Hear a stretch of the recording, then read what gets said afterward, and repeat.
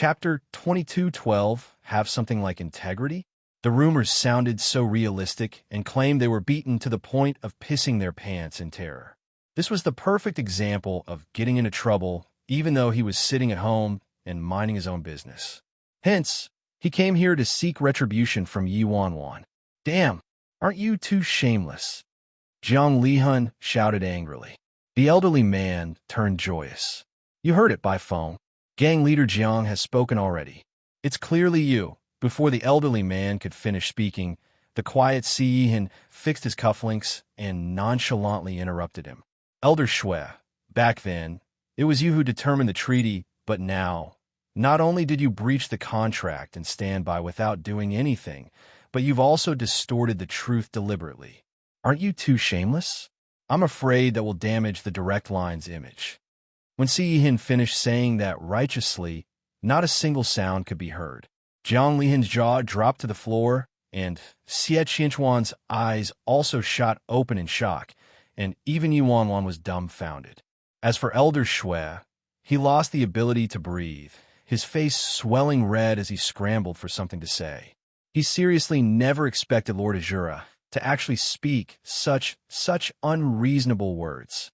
Elder Shui, you, Lord Azura, you, the mighty leader of Azura, are actually acting like this despicable scoundrel. Elder Shui, we'll meet at the arbitration council. Show him out.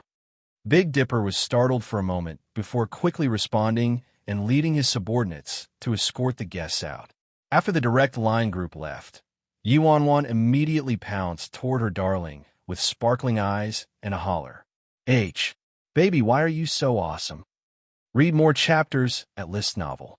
Calm. The man's gaze softened the instant the girl entered his arms. He reached out and indulgently patted her head.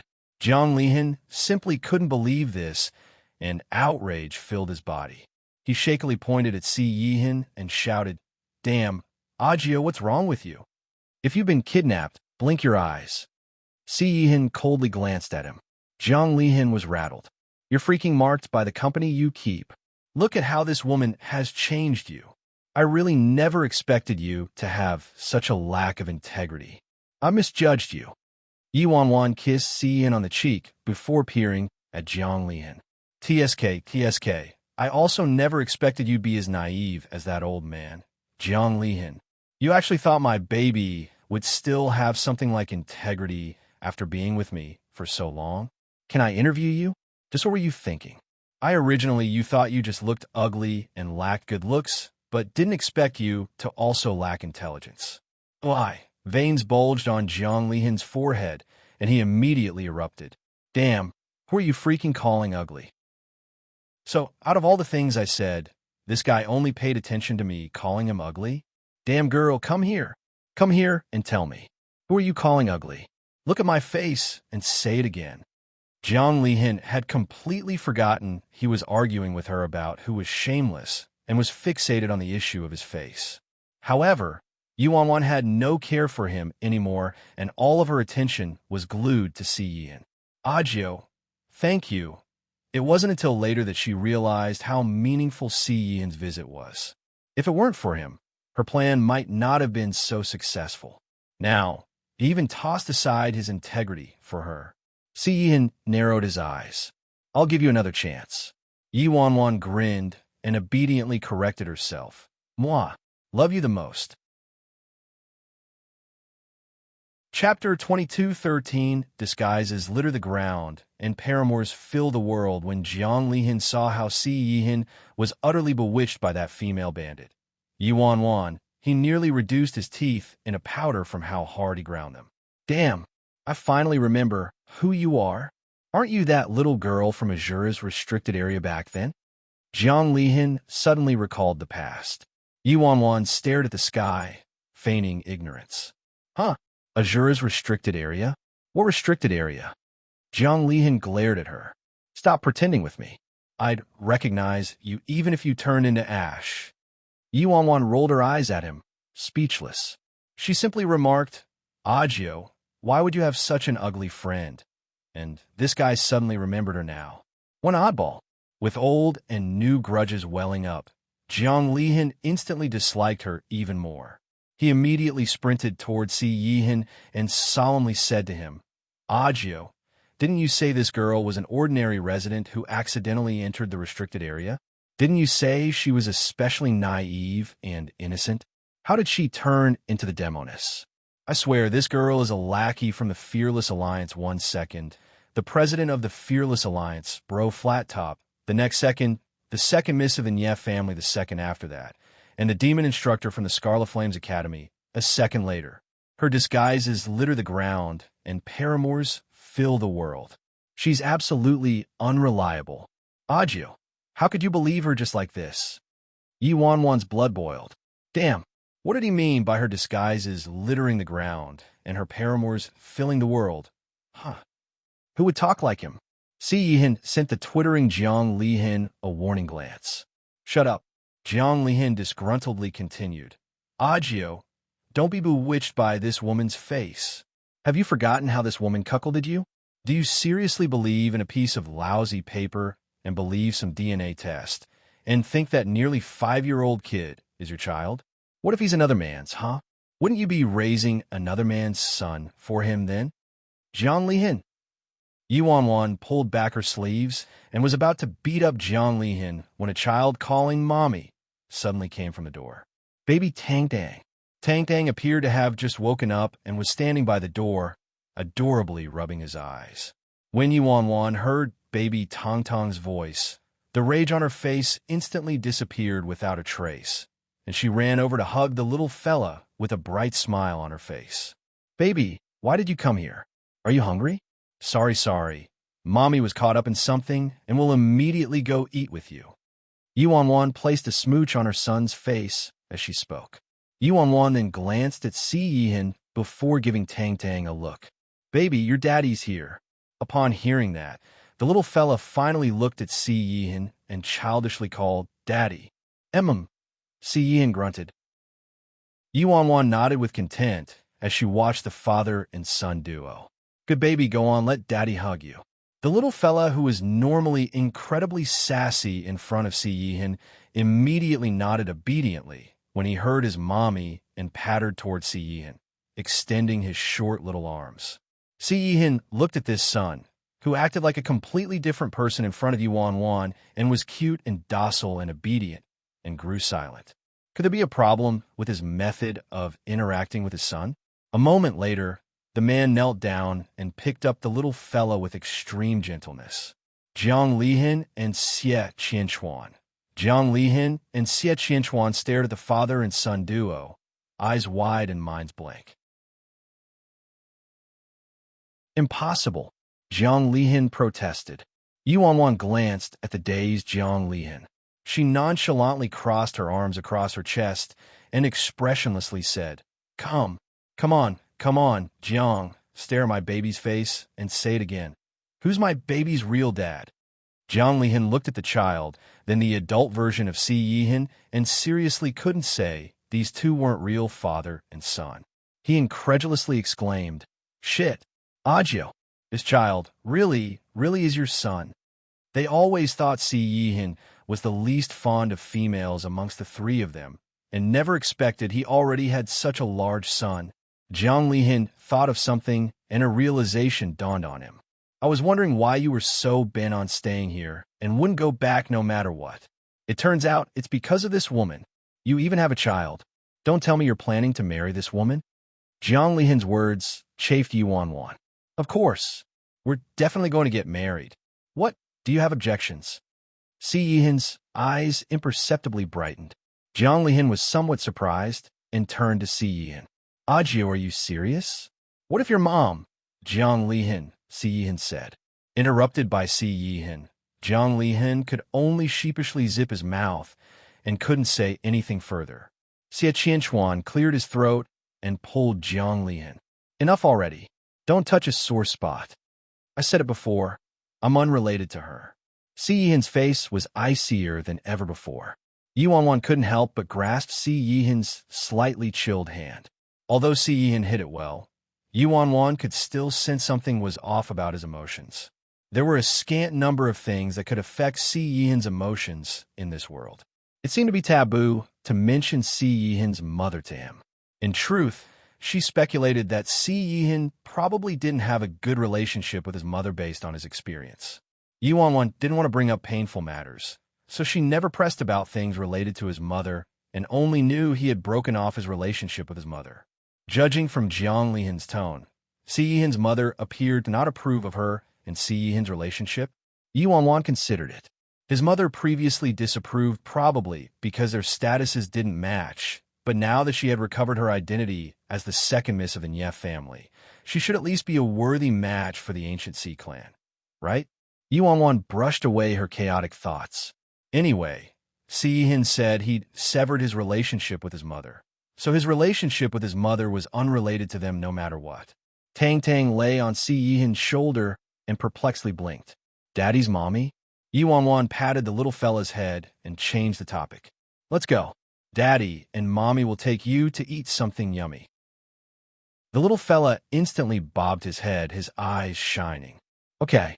Seeing how the ship had already sailed for this family of 3, Jiang Lihan looked agonized, as though his ripe cabbage had been dug out by a hog. Woman, you're seriously underhanded. Yi Wanwan spread her hands. You're flattering me. If you consider Xiaobing, Mantu, and popping candy underhanded, then sure, I'm really underhanded. The matchmaker god can testify that I really didn't use any underhanded methods, all right? Jiang Lihan chortled. Liar. Keep lying. If you didn't use any underhanded methods, don't tell me Agio threw himself into your arms. Before Yi Wanwan could respond, Si Yihin's low voice was heard. Do you have any objections?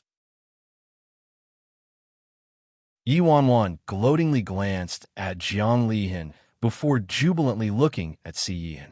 Si Yihin was silent for a moment. Wasn't everything moved out? Indeed, everything had been moved out of the Fearless Alliance and into the rows of Death's headquarters. Even ball pens and pen containers hadn't remained. No, we haven't had time to move the pots and pans in the kitchen yet. Big Dipper suddenly interjected. I came here today to move those pots and pans, actually.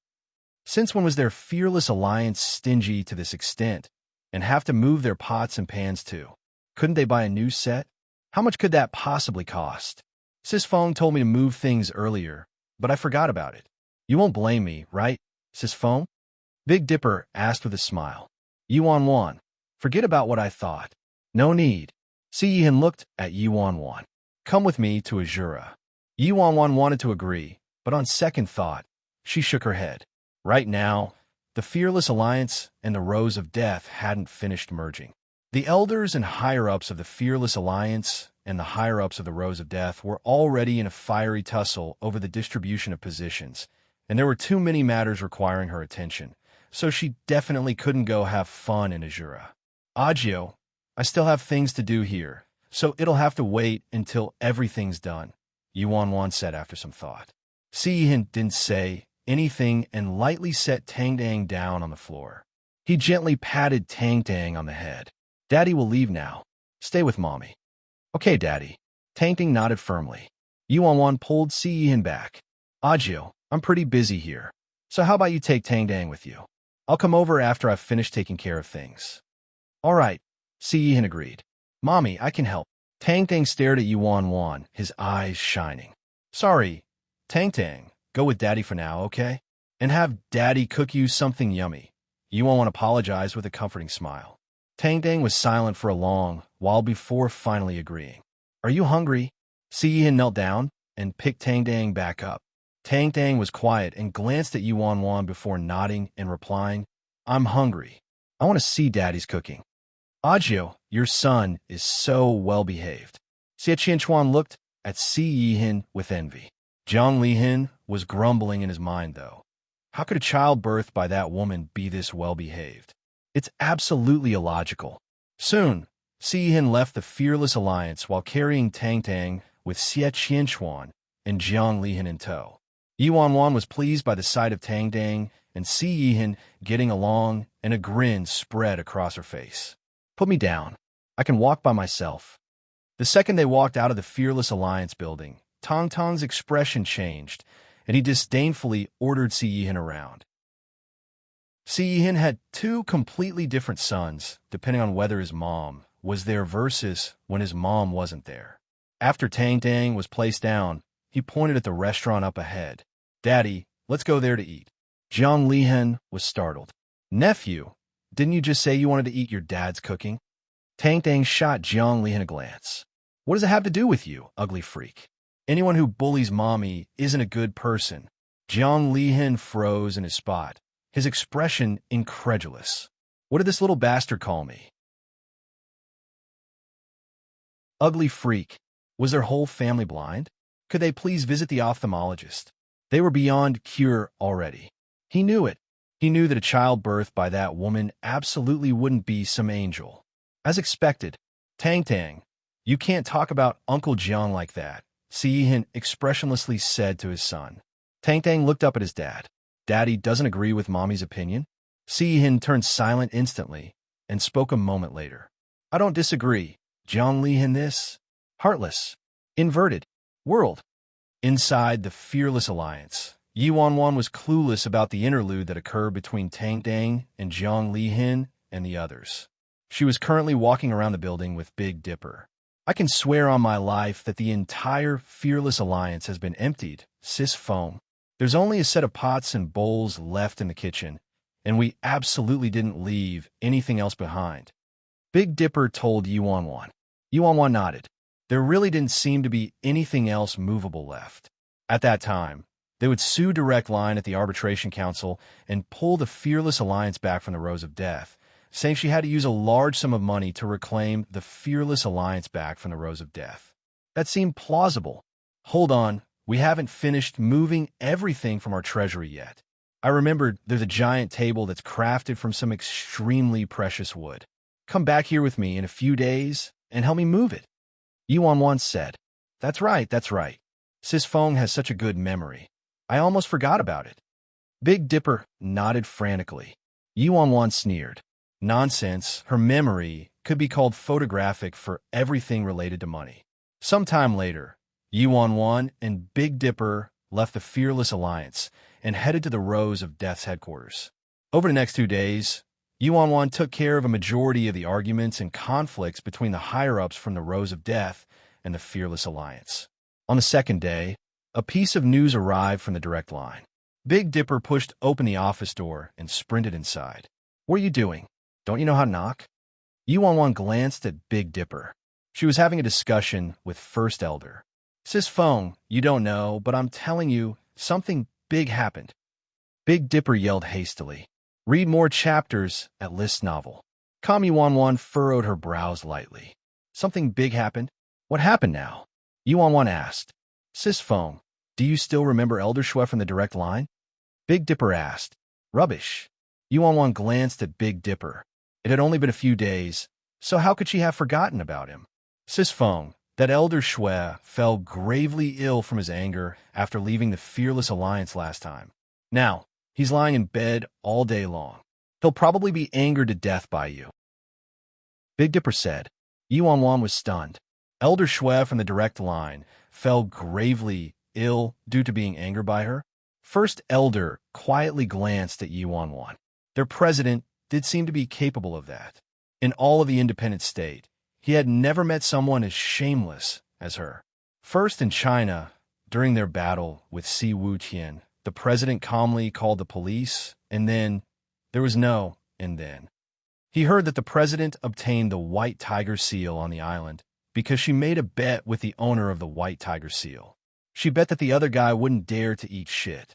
The tricks she played with the Direct Line were particularly indescribable. Sigh, that Elder Shui has lived gloriously all his life and is fairly reputable in the Direct Line. The people he befriends are all well respected, so he's probably never encountered someone like the president and isn't used to it. It's to be expected that he got ill from his fury, First Elder remarked with a faint smile. First Elder, what are you saying? What do you mean by respectable people? Aren't we also respectable people in the independent state? The only thing I can say is that Elder Shui has a weak psyche and is bad at handling bad news. Who can he blame for that? We didn't violate any terms of the treaty. Big Dipper said, That's true. First Elder nodded. Yuan shrugged. If he's really angered to death, it has nothing to do with me. Say, if he really dies, the direct line won't come to seek revenge from us, right? Big Dipper and First Elder met each other's eyes. Yeah, Big Dipper looked at Yuan. Sis phone. They probably won't seek revenge from First Elder and me. Even if the direct line wants revenge, they'd only seek it from you probably, Yuan. News of Elder Shui from the direct line being angered to a seriously ill state by the president of the Fearless Alliance spread throughout the entire independent state within half a day. Many groups secretly called Yi Wan contemptible and shameless. How old was Elder Shui? He was an old man in his 70s. Yet look at how infuriated he was. The leaders who were rescued from the island by Yi Wan all shook their heads. They'd personally experienced President Fearless shamelessness for themselves. Thankfully, they were still young and had high tolerances, or else they would have been sent to their graves in their anger back on the island because of President Fearless. For some reason, those leaders suddenly pitted Elder Shui. This old guy was seriously unlucky. Although he had survived a life of constant strife, those were high-quality struggles. He had probably never encountered someone as shameless and thick-skinned as President Fearless in his whole life. He only had his bad luck to blame. Yuan didn't pay much attention to the episode with Elder Shui and dragged Big Dipper and some other people back to the Fearless Alliance to transport that valuable table.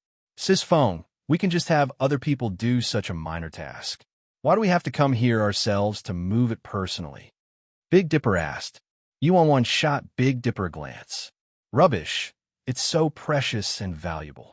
What if they damaged it in the moving process? I wouldn't be able to pay for it, even if I sold you. Big Dipper, I'm worth less than a table? They had just moved the table from the treasury when Third Elder's pupils contracted suddenly, and he looked ahead. President, Third Elder shouted. What is it? Yuan reflexively turned to Third Elder. It's the mysterious person who Nye Linglong made contact with. Third Elder pointed ahead of them. Yuan and Big Dipper followed the direction of Third Elder's finger. A tall figure shrouded in a black robe had appeared in the Fearless Alliance without them knowing. There was an elite from the direct line standing next to the black-robed person. Are you certain it's him, Third Elder? Yuan questioned. I'm certain. Third Elder nodded vehemently. It's definitely this person, President. I'd recognize him, even if he turned into ash. Didn't you say it was too dark that night, and you didn't see them clearly? Yuan expressed her doubt. I didn't see the person clearly, but I recognized the clothes. Third Elder replied. Moreover, this person is with a member of the direct line, so there's no way I'm wrong. Yuan's gaze latched onto the black-robed person, a cold glint flitting through her eyes. It was this person who discussed with Nye Linglong the plan to eliminate her brother, nameless Nye. If this person hadn't agreed, eldest brother absolutely wouldn't have died. Yuan didn't waste any words and launched into the air. She gathered a frightening amount of strength into her fist and mercilessly attacked the black-robed person. Not a member of the direct line, you're dead. Upon seeing this, the direct line elite instantly protected the black-robed person and also swung a punch toward Yuan. Bam! The two fists connected, causing a thunderous boom. The direct line elite was sent flying back, akin to a snipped kite. Damn, sis phone is awesome. Fuck him over. Hit him. Big Dipper loudly hollered from the side. You killed my eldest brother. Yuan stared at the black-robed person centimeters from her. Her entire person was similar to a demon who had crawled out of the deepest pits of hell. I want you dead. As Yuan spoke, she leaped toward the black-robed person like a ferocious beast.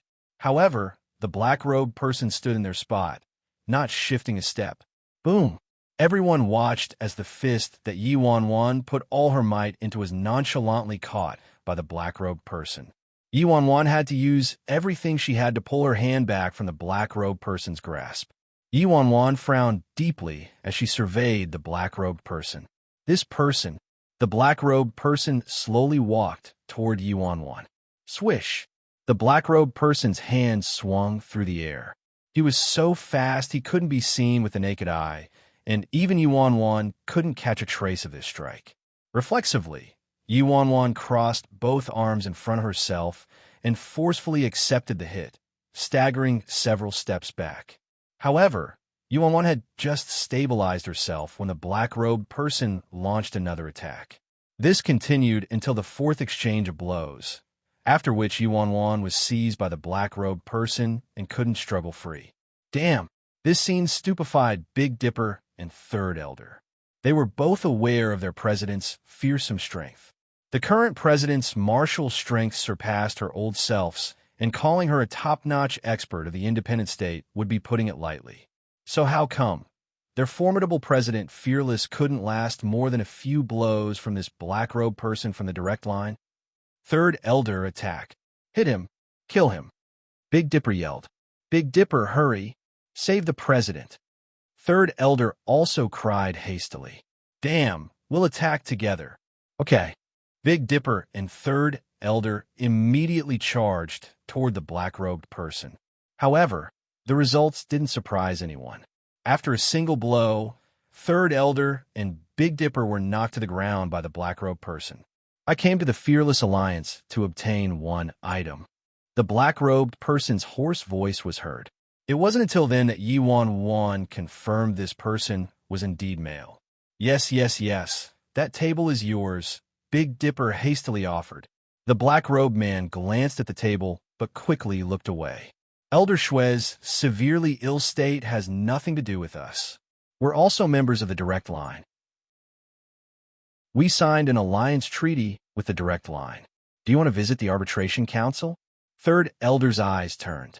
This man was truly too terrifying, and there was no way they could win against him relying on martial strength. I'm not a member of the Direct Line, the black-robed man calmly said. You're not a member of the Direct Line? Everyone was startled. Huh. The man in black snorted. If you want to sue the Direct Line, go ahead. Yuan was contemplative. The information they had said this man most likely wasn't a member of the Direct Line and appeared to be a military consultant who provided strategies for the Direct Line. Could it be he was hired by the Direct Line at a great fee? Hand over the items, sir. Soon, the Direct Line elite, knocked down by Yuan's punch, stood back up again and returned to the black-robed man's side with a reverent expression. The black-robed man ignored him and focused on Yuan instead. You're not bad. Niao Long died in your hands. Yuan's lips curled up. What? Did your heart hurt? Heart hurt? The black-robed man shook his head. She was merely one of my dogs. If she dies, she dies. Before Yuan could respond, the Direct Line elite tied Yuan up and brought her to the Fearless Alliance's prison. As for Third Elder and Big Dipper, they were bound and locked in the office. Inside the prison, the Direct Line elite tied Yuan to a wall and sneered. President Bai, you're the first one to make Sir take action personally. Yuan stared at the black-robed man nearby and didn't respond. President Bai, I'm telling you, be more rational and hand over the item. The Direct Line elite shouted coldly. What item? Yuan was apathetic. The ring, of course, the Direct Line elite answered. It's what the Sir wants. President Fearless, you shouldn't resist futilely. Now, what a pity. I've destroyed that ring already. Yuan snorted. Before the Direct Line elite could continue, the black-robed man stood up and walked toward Yuan, his gaze quickly landing on Yuan's fiercely clenched fist. The black-robed man shot forward and stared at Yuan. Open your hand, or else I'll immediately kill the two people upstairs. Yuan frowned deeply. Having no other choice, she opened her fist. When the black-robed man saw the ring in Yuan's hand, he cautiously picked it up, appearing to greatly value this ring. Yuan inwardly snickered. This ring was actually a counterfeit. She previously asked Big Dipper's mother, and the woman told her this ring had nothing to do with the Rose of Death. Ever since Yuan learned this ring represented supreme power in the Rose of Death, she had hidden it and started wearing this fake, the main purpose being to mislead people. Just now, she intentionally clutched this ring tightly in her hand and pretended she really valued this ring in order to deceive this black-robed man. Yuan believed this black-robed man had never seen the genuine item. The black-robed man carefully examined the ring. This ring represents misfortune. Return it to me, Yuan shouted. Only then did the black-robed man look up from the ring and look at Yuan. However, he ignored her and put the ring on his finger. Sir, is this the ring? The direct line elite asked. It should be, the black-robed man replied. Then, sir, how about you leave first, and I'll take care of everything else? A lecherous smile spread across the direct line elite's face as he appraised Yuan. President Fearless seriously had extraordinary looks. Do you know what I detest the most in my life? The black-robed man calmly questioned. Huh? The direct line elite was startled. I detest men who assault women the most in my life. Before the direct line elite realized what happened, the black-robed man, choked by the neck and a kachak, was heard several seconds later as his neck was snapped broken. Chapter 22, 20 Could It Be Piece of Shit? Yuan's brows furrowed deeply as she stared at the black-robed man in front of her.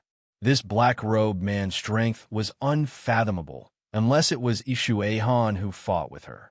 However, Ishuehan seemed to also be a member of the direct line. After pocketing the ring, the black-robed man didn't take another look at Yuan and turned to leave. Several hours later, Third Elder struggled out of the rope around him.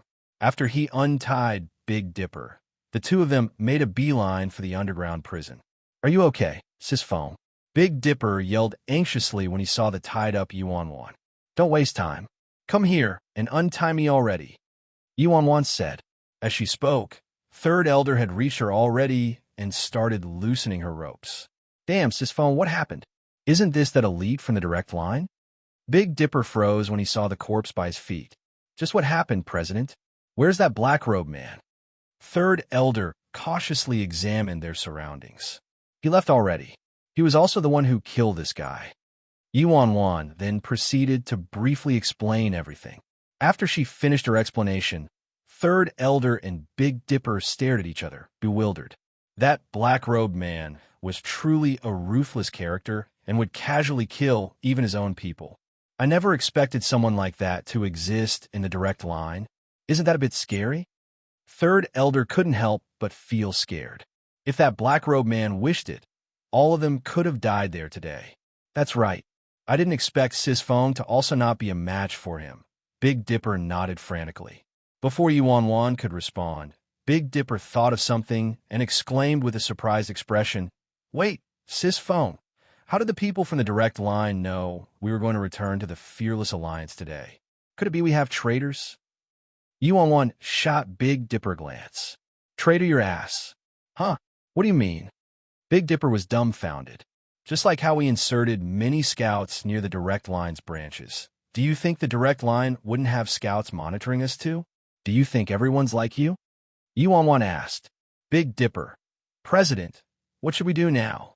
Third Elder inquired a moment later. We'll clean this place up first, then head back, Yuan replied.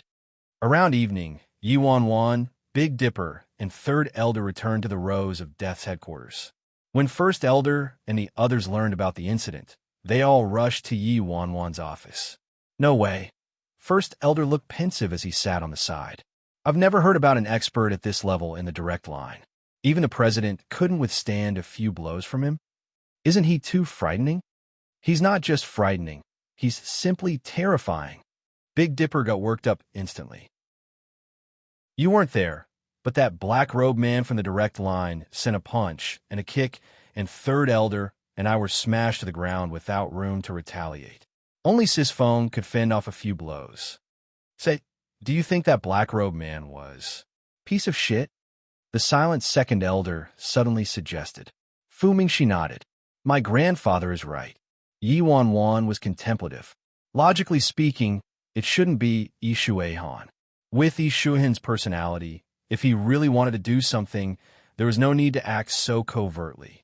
Furthermore, Ishuehan's target had always been the ancient clans from the collateral branch. This subordinate admires you logically speaking. This shouldn't be related to Ishuehan. It was just that Yuan couldn't be certain, since the black-robed man's martial technique did hold some resemblance to Ishuehan. However, it probably isn't piece of shit. After all, piece of shit only holds a grudge against the ancient clans. Big Dipper said after a moment of silence. Not necessarily. Seven Star shook his head. Piece of shit is young master's teacher. So it would make sense if the black-robed man didn't kill you guys because of that relationship. Silence draped over everyone in the room. On the surface, piece of shit only hated the collateral ancient clans, but behind the scenes, no one knew the true story. Yuan sat in her office chair, pensive. Indeed, Ishuahan's biggest target should be those collateral branch ancient clans. However, many years had passed, yet Ishuahan still hadn't eradicated those ancient clans. Regardless of how strong Ishuahan was, he was merely one person, and those collateral ancient clans possessed an abundance of experts and immense power. So it wasn't realistic for Ishuahan to eradicate every ancient clan by himself. If Ishuahan learned about the Rose of Death secret and knew about the ring in her possession, which represented the supreme power in the Rose of Death, then would Ishuahan want to obtain that ring, become the new leader of the Rose of Death, and use the Rose of Death's power to annihilate every ancient clan in the independent state in one move? Of course, all of this was mere conjecture. Yuan couldn't determine whether the black-robed person and Ishuahan were connected and the same person or not yet. Regardless of who it is, don't publicize this matter for now. Yuan looked at the people in her office as she made the order.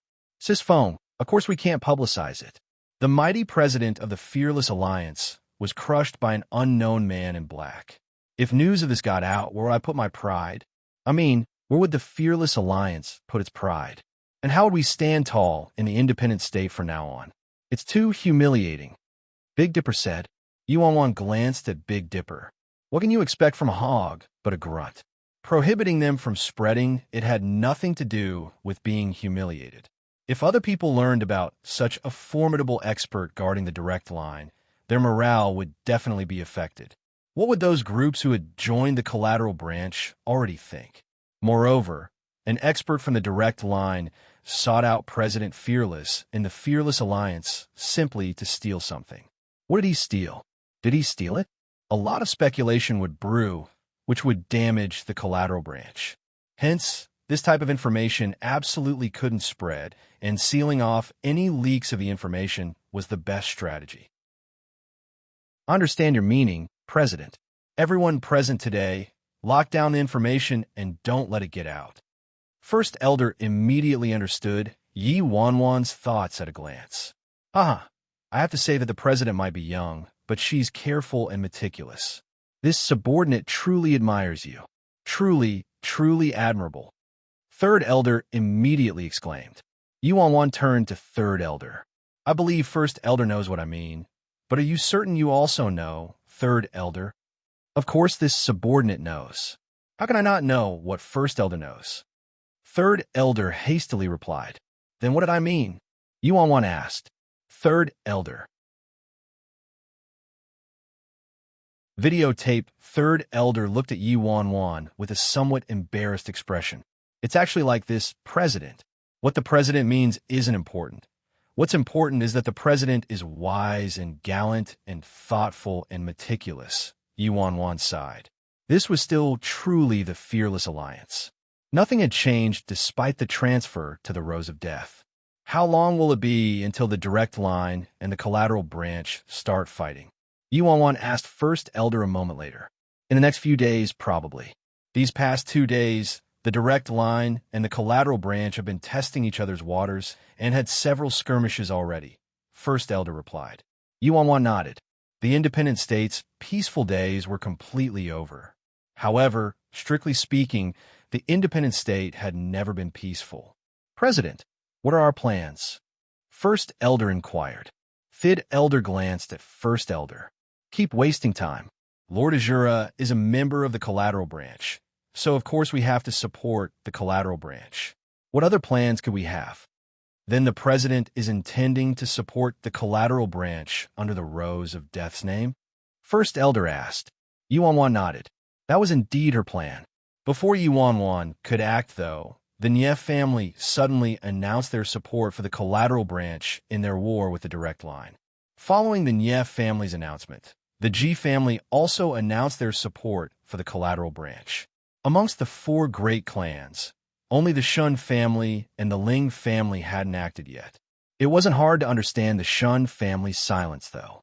In the independent state, the Shun family were mainly businessmen, so they didn't wish to get entangled in this war between the direct line and the collateral branch. If they rashly expressed their support, they'd not only have to provide a large sum of money, but would also be greatly impacted if the side they supported was defeated. As for the Ling family, Yuan knew little about them. The Ling family did originally intend to support the collateral branch, but now that Patriarch and Madame Ye had returned and announced their support for the collateral branch, the Ling family didn't seem to want to be in the same camp as the Nie family due to their previous conflicts. However, 2 days later, the Shun family and the Ling family both announced their support for the collateral branch at the same time.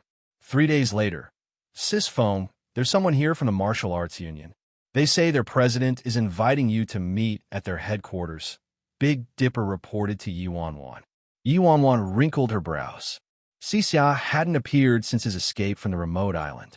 She didn't expect him to invite her to visit the Martial Arts Union today. Sis Feng, you aren't really planning to go, right? Big Dipper looked at Yuan. I bet the Martial Arts Union is up to no good, seeking you out at a time like this. Of course I won't go. Yuan snorted. Tell their president if he wants to see me, then he has to come here personally. Okay. Big Dipper nodded and left. Half a day later, Big Dipper entered the office with a videotape in hand. Sis Feng, this was sent here by the Martial Arts Union. They said there's something you're interested in on the tape and told you to take a look. Big Dipper placed the videotape on the desk. Yuan was startled by Big Dipper's words. A videotape sent by the Martial Arts Union? All right, got it. Yuan nodded. After Big Dipper left the office, Yuan picked up the videotape and carefully examined it. Based on its appearance, this seemed to be a normal videotape without anything special to it. Chapter 22-23. Grandpa Yuan quickly placed the videotape in the machine. She would like to see what the heck Xia was up to. Yuan turned pensive as she watched the television. This videotape actually contained copies of surveillance footage, but the video quality was fairly clear. It's me. Yuan frowned as the video played. The girl who appeared on the TV screen was worryless Nia from a few years ago. Several seconds later, a white-haired elderly man appeared. Grandpa, Yuan was astonished. Why did this videotape contain her and Grandpa? Judging from the surveillance footage, it was probably the inside of the Martial Arts Union. Going by the time, it was probably surveillance footage from several years ago. Before Yuan could regain her wits, the girl in the video and the elderly man erupted into an intense argument. In the end, the dagger in the girl's hand pierced the elderly man's chest. As Yuan watched the video, she froze in her spot, incredulous. She used a dagger and pierced Grandpa's chest. Instantly, Yuan knelt down and both familiar and strange memories rushed into her mind. In the Martial Arts Union, the girl pursed her lips as she looked at the strategic elderly man. Grandpa, when will you let me come and help? All my martial techniques are utterly useless. Don't you find it a terrible loss? The elderly man glanced at the girl. If my intelligence is correct, you're the one who built that fearless alliance. The girl's expression shifted. No way. Grandpa, how could I have built it? Humph. Are you saying my intelligence is wrong? The elderly man was displeased. Damn Xia. He's the one in charge of the intelligence network. He actually sold me out. The girl fumed with rage. Xia had nothing to do with it. Tell me, why did you build some bullshit fearless alliance and recruit a bunch of ignorant and incompetent old men to act as elders? What in the world were you thinking? The elderly man frowned at her. The girl latched onto the elderly man's arm. Ah, Grandpa, don't you think it's because I'm bored? Anyway, the people I recruited might be ignorant and incompetent and fool around a lot, but at least they're all truly capable. Moreover, I built a group because of you, Grandpa. Because of me? The elderly man glanced at the girl. Tell me, how is it because of me? Grandpa, look, after my faction grows strong, if Grandpa runs into trouble or difficulties one day, I can help you out. Also, didn't you teach me, Grandpa? The strength of one person isn't true power. It's gathering strong people to your side and banding them with you like strands of a rope, which represents true power. I'm just acting as Grandpa taught me. The girl explained cheerfully. The elderly man exasperatedly looked at the girl. I probably won't be able to find another person with a mouth like yours in the entire independent state. You can turn the dead into the living and have a skin thicker than the independent state. Grandpa, it's not news that I'm thick-skinned. Don't tell me you just found out, the girl retorted. The elderly man shook his head and didn't say anything else. The scene changed. In some command room, the elderly man was sitting in the center, while Sassy was sitting in the assistant position. Worryless, I have a task for you. The elderly man spoke while looking at the girl. Recalling the paw, the girl glanced at the nearby Sassy. Grandpa, I'm not the right one to ask. You should ask the one sitting next to you. You give every good thing to him. Is he your real grandson? Sister, what you're saying is wrong. Sassy looked at Yuan. I'm Grandpa's deputy, so that's not much different from a real grandson. Blah, you shameless thing. Were you the one who told Grandpa I built the Fearless Alliance last time? The girl fiercely glared at Sassy. We might be sister and brother, but work is work, and there needs to be a line between public and private matters. Grandpa told me to investigate it. So what could I have done?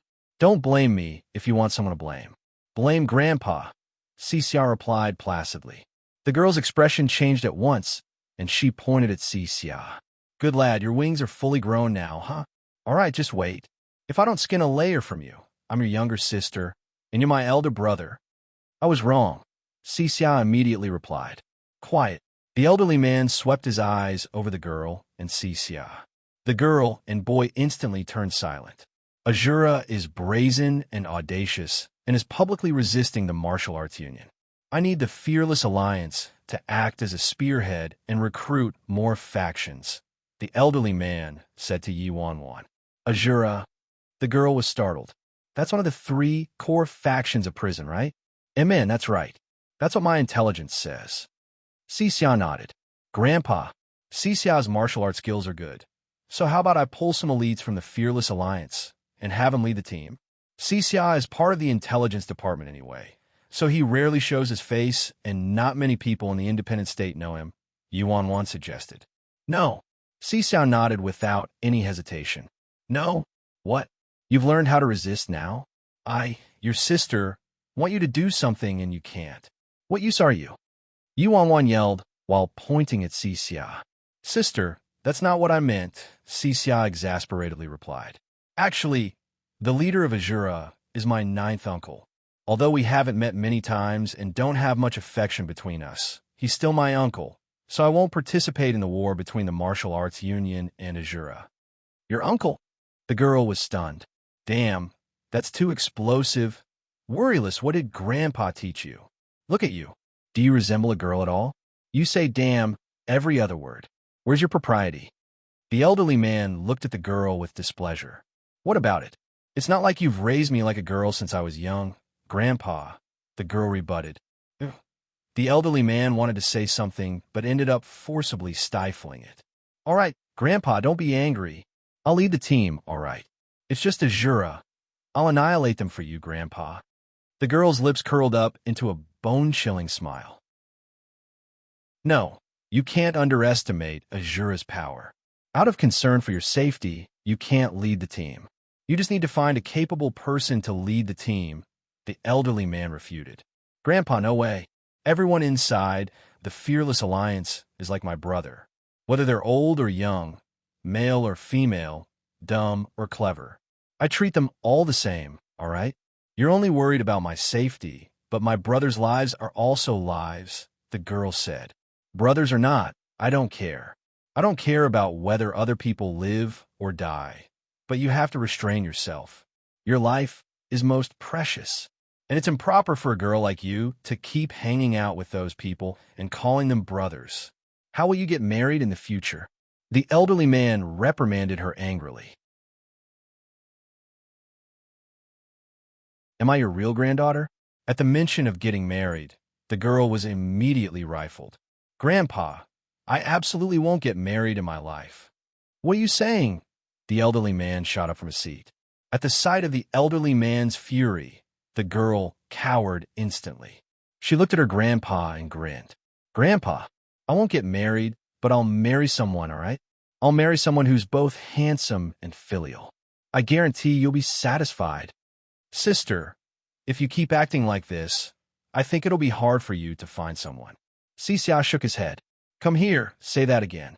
The girl sneered as she pressed down on Sassy's shoulder. Sister, I'm just telling the truth. With your good looks, there aren't many people in the independent state who are worthy of you. Is there a problem with that? It really will be hard for you to find someone, Sassy expressionlessly said. Lad, you're clever, or else I would have beaten you to death already. The girl snorted. Upon seeing the elderly man about to say something again, the girl continued. Grandpa, don't rush it, all right? I have someone I like already, you know that. I won't marry anyone but him in my life. Oh, the elderly man was interested instantly, as though the girl's romantic affairs were more important than the battle with Azura. Tell me about it. Whose child is it? The elderly man asked the girl with a smile. Sassy answered before the girl could. Grandpa, it's Emperor G. Who told you to answer? Don't I have a mouth? Can't I answer? The girl fiercely glared at Sassy. Sorry, it's a habit, Sassy replied. G. Chiron, is it? The elderly man was pensive. Grandpa, of course it's G. Chiron. Who else in the independent state but G. Chiron could catch my eye? The girl asked. G. Chiron would take a liking to you? The elderly man looked doubtful. Read more chapters at list novel. Calm the girl. Sassy. Grandpa, can I confirm something? The girl looked at the elderly man. Confirm what? The elderly man was puzzled. Am I your real granddaughter? You didn't pick me up from a garbage can, right? Displeasure was written all over the girl's face. What do you mean, would G. Chiron take a liking to me? Why wouldn't he take a liking to me? I'm a daughter of the Nief family, the real granddaughter of the Martial Arts Union's president, and also the president of the Fearless Alliance. Will my identity be a loss to G. Chiron? Huh? Grandpa, sister won't have a hard time getting married, so don't be so worried. It's a generational gap thing. Sassy spoke up. Half a year later, the conflict between the Martial Arts Union and Azura completely erupted, and the Fearless Alliance was at the forefront, launching a ferocious attack on Azura. Following the addition of the Fearless Alliance, many different factions joined as well, wanting to take a share of the loot. Yuan didn't recognize the memories after that. The scene changed again. Inside the command room, the girl looked at the elderly man, her fists tightly clenched. Grandpa, how can you be like this? No, you absolutely can't. The elderly man glanced at the girl. Don't interfere in this matter. Grandpa, aren't we blessed right now? Why do you want to start a war? The girl couldn't understand anything as she looked at the elderly man. I told you, it's not your business, the elderly man shouted. But, Grandpa, the Nief family has my parents and my brother. The girl shook her head. Grandpa naturally has plans for your brother. He's your brother, but also my grandson. Do you think Grandpa would harm him? The elderly man asked apathetically. Even if you won't harm brother. Grandpa, what about my parents? The girl pressed. The zenith of power. How many times have I told you? They aren't your parents. They aren't worthy. The elderly man shouted harshly. Why do you care for disloyal and dishonest people like them? Grandpa, I know what happened between you and Dad and Mom, and they were in the wrong, but so many years have passed. I believe they also want to sincerely apologize to you. Grandpa, let's go home, all right? Let's go to the Nier residence and reunite with Dad, Mom, and brother. If we've lost even our home, what point is there for you to dominate the entire independent state? The girl looked distressed. She didn't know why her grandpa would have this kind of ambition and why he wasn't satisfied by his position as the president of the Martial Arts Union. He actually wanted to dominate and rule over the entire independent state. The martial arts union's power was above the four great clans and was merely beneath the collateral ancient clans. Wasn't this enough? Grandpa, what's so good about dominating the independent state? The zenith of power will make people lose their reason, the girl advised earnestly. Domination. The elderly man's eyes sparkled with an indescribable light. The elderly man turned to the girl. Worryless, do you know what the zenith of power is? It's freedom. Grandpa, aren't we free right now? We can do whatever we want. So why must we reach the zenith of power? The girl couldn't understand. Freedom isn't doing whatever you want. The elderly man shook his head. True freedom isn't doing whatever you don't want to do. Grandpa, you're speaking too profoundly. I don't understand, the girl responded. Even so, why do we need so many sacrifices? Why does it have to be the four great clans? Moreover, if you really did this, Grandpa, the Arbitration Council absolutely wouldn't let you go. The Arbitration Council? The elderly man mockingly chuckled. Every state in the 12 independent states is under the Arbitration Council's governance. But what have they contributed to the 12 independent states? Why do they get to say in every state's rules and systems? The girl was a loss for words. Worryless, remember, aside from dominating the entire independent state, Grandpa also wants to completely lock down the independent state and seclude it from the world so that the Arbitration Council can't interfere with anything in our independent state anymore, the elderly man calmly said. The girl didn't object to this. If Grandpa really started implementing his plan, he'd definitely succeed. He had purchased a lot of weapons and explosives from the outside world, so the Arbitration Council would be at the end of their tether even if they wanted to interfere at that time. Anyway, G. Chiron, that bastard abandoned you too, so I'll bomb the G family too. I'll turn the four great clans into ash. The elderly man's eyes shimmered coldly. No, Grandpa, you absolutely can't. The girl looked resolute. Why can't I? If that bastard comes here right now and kowtows and apologizes to you, I might consider sparing his life. Is my granddaughter a person other people can bully however they want? The elderly man yelled. Grandpa, you purchased a lot of explosives saying you wanted to annihilate the four great clans, but in truth, you wanted to intimidate people. The ancient clans have the advantage in numbers and are divided into the direct line and the collateral branch. Grandpa, you want to use the destruction of the four great clans to intimidate the direct line and the collateral branch and make them submit to you. The girl's voice wavered as she spoke. Worryless, you're right. The elderly man didn't deny it and nodded. The direct line and the collateral branch are considered the strongest fighting forces in the independent state. As long as they submit to Grandpa, help Grandpa resist the Arbitration Council, and we use Grandpa's supply of weapons, we can lock the Arbitration Council out and keep the entire independent state under lockdown. From then on, Grandpa will determine every rule in the independent state. Bomb me along with Grandpa. Is what you're saying all there is? The girl inquired. Grandpa's ambitions were truly too great. He absolutely wouldn't be doing all this just to take over the independent state. The elderly man sank into silence. A while later, he finally responded, Worryless, Grandpa's objective wasn't just the independent state naturally. Just what in the world are you trying to do, Grandpa? The girl realized that the Grandpa in front of her had suddenly turned into a stranger. I want to rule over the 12 independent states and drive out or destroy the Arbitration Council, the elderly man answered. I understand. Yuan nodded. Grandpa, you want to turn the 12 independent states into one country. Grandpa, you want to become the emperor. Is that bad? The elderly man asked. Since ancient times, the Son of Heaven has been venerated. Grandpa's old, so how many more years can I live? It will all belong to you in the future. Grandpa, I don't want it. I'm not interested. My biggest wish is for our family to live safely and harmoniously together.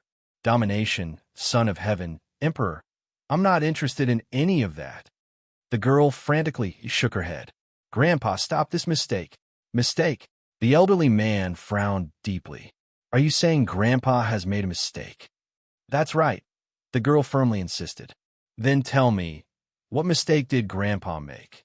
The elderly man looked at the girl. An achiever doesn't bother with trifles. Since ancient times, countless achievers stepped across piles of skeletons to ascend to the peak. Did they all make a mistake? Before the girl had a chance to respond, the elderly man continued. If Grandpa governed the 12 independent states, things would only improve. The girl wanted to say something, but couldn't find a good rebuttal. The girl didn't think the 12 independent states would decline under Grandpa's governance, considering his abilities. The girl also believed it would only improve if Grandpa governed it. But the price for it was too great, and the people who would be sacrificed included her family.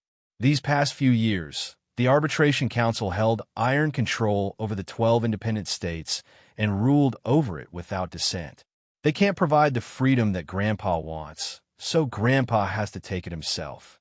Your parents are disloyal and dishonest and don't deserve to be people.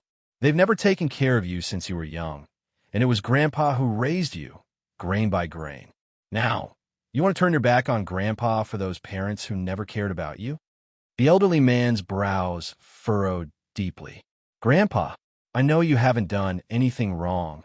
The girl stared at the elderly man.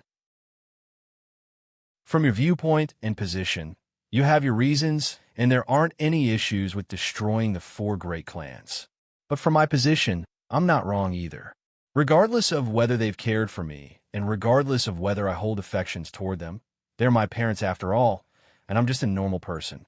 I don't have Grandpa's great ambitions and lofty aspirations. I will return to the Nier residence now. If Grandpa wants to bomb it, then you'll have to bomb me along with it. After saying that, the girl turned to leave. Stop right there. The elderly man blocked her path immediately. Why do you have to make Grandpa worry? You're my granddaughter.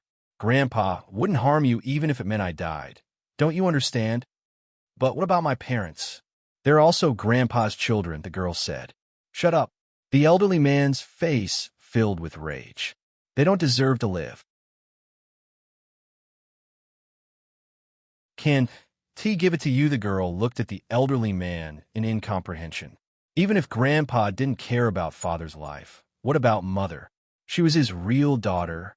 Worryless, I never told you this, but do you know what your parents did? The elderly man looked at the girl a moment later as he tried to calm down. The girl shook her head. She always thought this hostility originated from Grandpa disagreeing with Mother and Father's marriage. You should know that I managed the Nye family single-handedly, right? The elderly man asked. I do. Back then, the Nye family declined, and I used everything I had to drag the Nye family out of the mud. At that time, the Ling family caused all sorts of trouble for the Nye family. Since the previous generation, the Nye family and the Ling family have been enemies, and your grandma was killed by someone from the Ling family during one of our battles, the elderly man explained calmly. The girl was clearly startled. She really didn't know about this incident. After your parents got married, your mother actually handed the position of the Nye family head to your father, and the two of them teamed up to kick me out of the Nye family. What right do disloyal, unfilial, and corrupt people like them have to be worthy of being my children and your parents? Tell me. The elderly man looked at her. The girl was silent. She hadn't known about these past events. However, no matter what, Father's surname was Nye now. Even if her parents got married, it didn't mean the Nye family had fallen into the hands of the Ling family, especially since Father had severed his ties with the Ling family. Before Yuan could continue, the elderly man seriously said, "Give your ring to me." The ring, the girl frowned deeply. The ring she had represented the most supreme leadership in the rows of death. It absolutely couldn't fall into Grandpa's hands. Grandpa, I can't give this ring to you. The girl shook her head. Once this ring ended up in Grandpa's hands, the consequences would be inconceivable. Worryless, if you don't want to die, then hand the ring over to me. The elderly man marched toward the girl. I can't. Aunt gave this ring to me. Aunt said no one else can get a hold of this ring. The girl gritted her teeth and moved back. I told you to give it to me. The elderly man was enraged and made to grab her.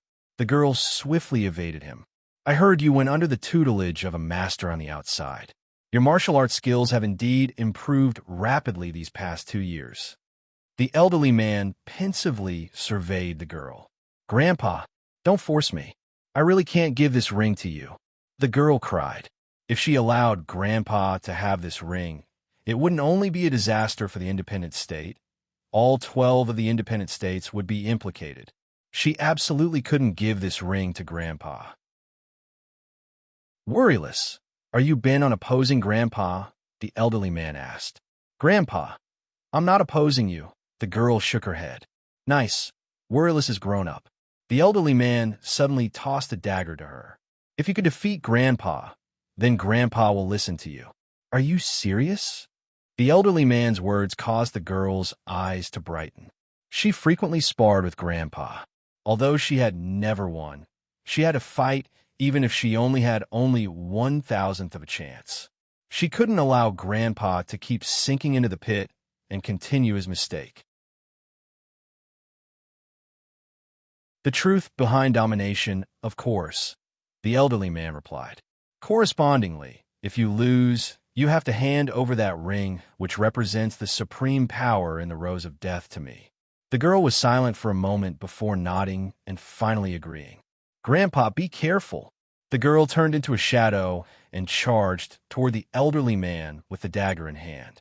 However, the girl had just reached the elderly man when he attacked with his shoulder and slammed the girl into the air. After she stabilized herself, she didn't retreat and swung her dagger again to attack him. How about this? If you can strike me within 3 blows, it'll be considered my loss. The elderly man stood in his spot with his arms behind his back. Okay, the girl agreed, her moves turning swifter and fiercer. However, the first 2 moves were all easily broken by the elderly man. She didn't appear to have any winning chance against Grandpa. You have 1 remaining chance, the elderly man declared coldly. The girl gritted her teeth. She was well aware that she had to attack a 3rd time, or else she would lose without a doubt. In the blink of an eye, the girl pulled off the ring from her finger and wanted to destroy it with the dagger. You dare! The elderly man grew furious and struck the girl, putting every bit of strength in his hand. The elderly man was as fast as a breeze of wind, difficult to locate with the naked eye. In a fraction of a second, the girl reflexively counterattacked with the dagger. However, the elderly man suddenly stopped his ferocious attack a millisecond before his palm hit the girl. Under the girl's incredulous gaze, she couldn't control the dagger in her hand as she wanted, and it penetrated his chest. Blood trailed down the dagger and dripped onto the ground. The girl started shaking, her hold around the dagger loosening at once. At that moment, featherlight and odd-sounding footsteps came from outside the door. Her mind turned blank, and she immediately dashed outside without a clear direction. The scene changed. At some wild area in the independent state. Worryless, you killed Grandpa. Sassie's figure was akin to a glacier. My debt to Grandpa was heavier than a mountain. He raised me to adulthood, and I hadn't had time to pay him back yet. And you killed him. Grandpa's dead. The girl's expression became terrified, and she frantically shook her head. Impossible. Although I hurt Grandpa with a dagger, it absolutely couldn't have been fatal with the condition of Grandpa's body. Also, the dagger didn't pierce any vital spots. So how could Grandpa be dead? She continued, Sassy, did you know Grandpa's plan? Why didn't you stop Grandpa? Worryless, none of this is important anymore. Sassy stared at the girl and knelt down in front of her a second later. Worryless, back then, it was you and Grandpa who saved me, so I also owe you a life. As Sassy spoke, he kowtowed 3 times to you on 1. This time, I won't make you pay. Consider this as me repaying you with your life. These 3 kowtows represent the severance of our ties. The girl stood in her spot and didn't say anything. Worryless, you're a traitor. You betrayed Grandpa and me. You could bear to even kill Grandpa, who loves you the most. You aren't human, you're a demon. You're a demon who climbed out from an abyss, Sassy declared coldly. Bullshit, the girl screamed angrily. Sassy's lips turned up. Do you know why Grandpa wanted to dominate the 12 independent states and why Grandpa wanted to destroy the Arbitration Council? Sassy continued, not giving the girl a chance to respond. The Arbitration Council is extremely wary of the Rose of Death, and the Arbitration Council knew the previous Black Widow was a distant relative of the Nye family. Hence, the Arbitration Council laid pressure on Grandpa and made Grandpa eliminate the Black Widow no matter what. Some time ago, Grandpa set up a plot and trapped Black Widow, and she finally died in the independent state. Originally, this matter would have been settled, but you accepted that damn ring. Chapter 2230, what do you mean? The girl asked. What do I mean? Sassy snorted. You accepted that ring, which means you're the new leader of the Rose of Death. The Arbitration Council learned about this, so they wanted Grandpa to personally kill you, snatch the ring, and hand it over to the Arbitration Council. What? The girl was stunned. The first time, Grandpa had no choice. As the president of the Independent States Martial Arts Union, he was bound by the Arbitration Council and couldn't resist. But this time, because of you, Grandpa finally decided to take over the independent state and oppose the Arbitration Council. Sassy coldly explained. What? Why didn't Grandpa tell me? The girl exclaimed in shock. Tell you? Sassy shook his head. Because Grandpa didn't want you to know this matter was related to you and didn't want you to get involved. This plan might have succeeded, but it might have also failed. He didn't tell you because he was afraid you'd feel guilty and blame yourself if it failed, and was afraid it'd bring harm to you. But Grandpa's concerns were unnecessary. How could an apathetic and heartless person like you feel guilt and self-reproach? Soon, everything turned into nothing and darkness returned. Yuan felt someone madly shaking her. Sis Phone, what's wrong with you? Damn, you aren't dead, right? Sis Phone, don't scare me. Sis Phone, are you okay? Yuan slowly opened her eyes and saw the panicked Big Dipper. Stop shaking, all right? Yuan's brows furrowed deeply. Sis Phone, you aren't dead. Big Dipper's expression turned joyous when he saw Yuan opening her eyes. Yuan didn't say anything and stood up from the floor, sitting on the sofa. She finally remembered everything. However, this type of memory, she neither wanted it nor was willing to accept it. How could she have killed Grandpa? That dagger was the weapon she typically used to spar with Grandpa, and wasn't sharp at all. Although Yuan felt agony and self-reproach inside, she was incredibly calm. On the island, Sassy claimed she wanted to gain domination over the independent state, but it appeared he merely wanted to enrage her. There was only one sincere line that Sassy said on the island. She was a demon. When she first discovered she killed Grandpa, she couldn't endure the pain and didn't think deeply about it, intent on seeking death. However, many years had passed, and Yuan could calmly ponder it now. There were indeed too many unanswered questions. In the video, although her grandpa was pierced in the chest by her dagger, he didn't die immediately. After she escaped, Grandpa used the walls and door to walk out very weakly. Based on what Sassy said, Grandpa died outside the door. Back then, she thought Grandpa died from losing too much blood after being pierced by the dagger. Now, though, that's not right. Yuan suddenly shot up. Big Dipper jolted in fright. What isn't right? Where isn't it right? Yuan frowned deeply. She still recalled one particular detail. After she injured Grandpa with the dagger back then, she distinctly heard feather-light footsteps coming from outside, which was why she lost her cool and fled in her blank state. Back then, she thought these footsteps belonged to someone from the Martial Arts Union who needed something from Grandpa. If it was really a member of the Martial Arts Union, they definitely would have realized Grandpa was injured and saved him. So dying from losing too much blood was impossible. However, if it wasn't a member of the Martial Arts Union, who could it have been? Outsiders couldn't enter the Martial Arts Union. Only members could unless a top-notch expert snuck inside without anyone noticing.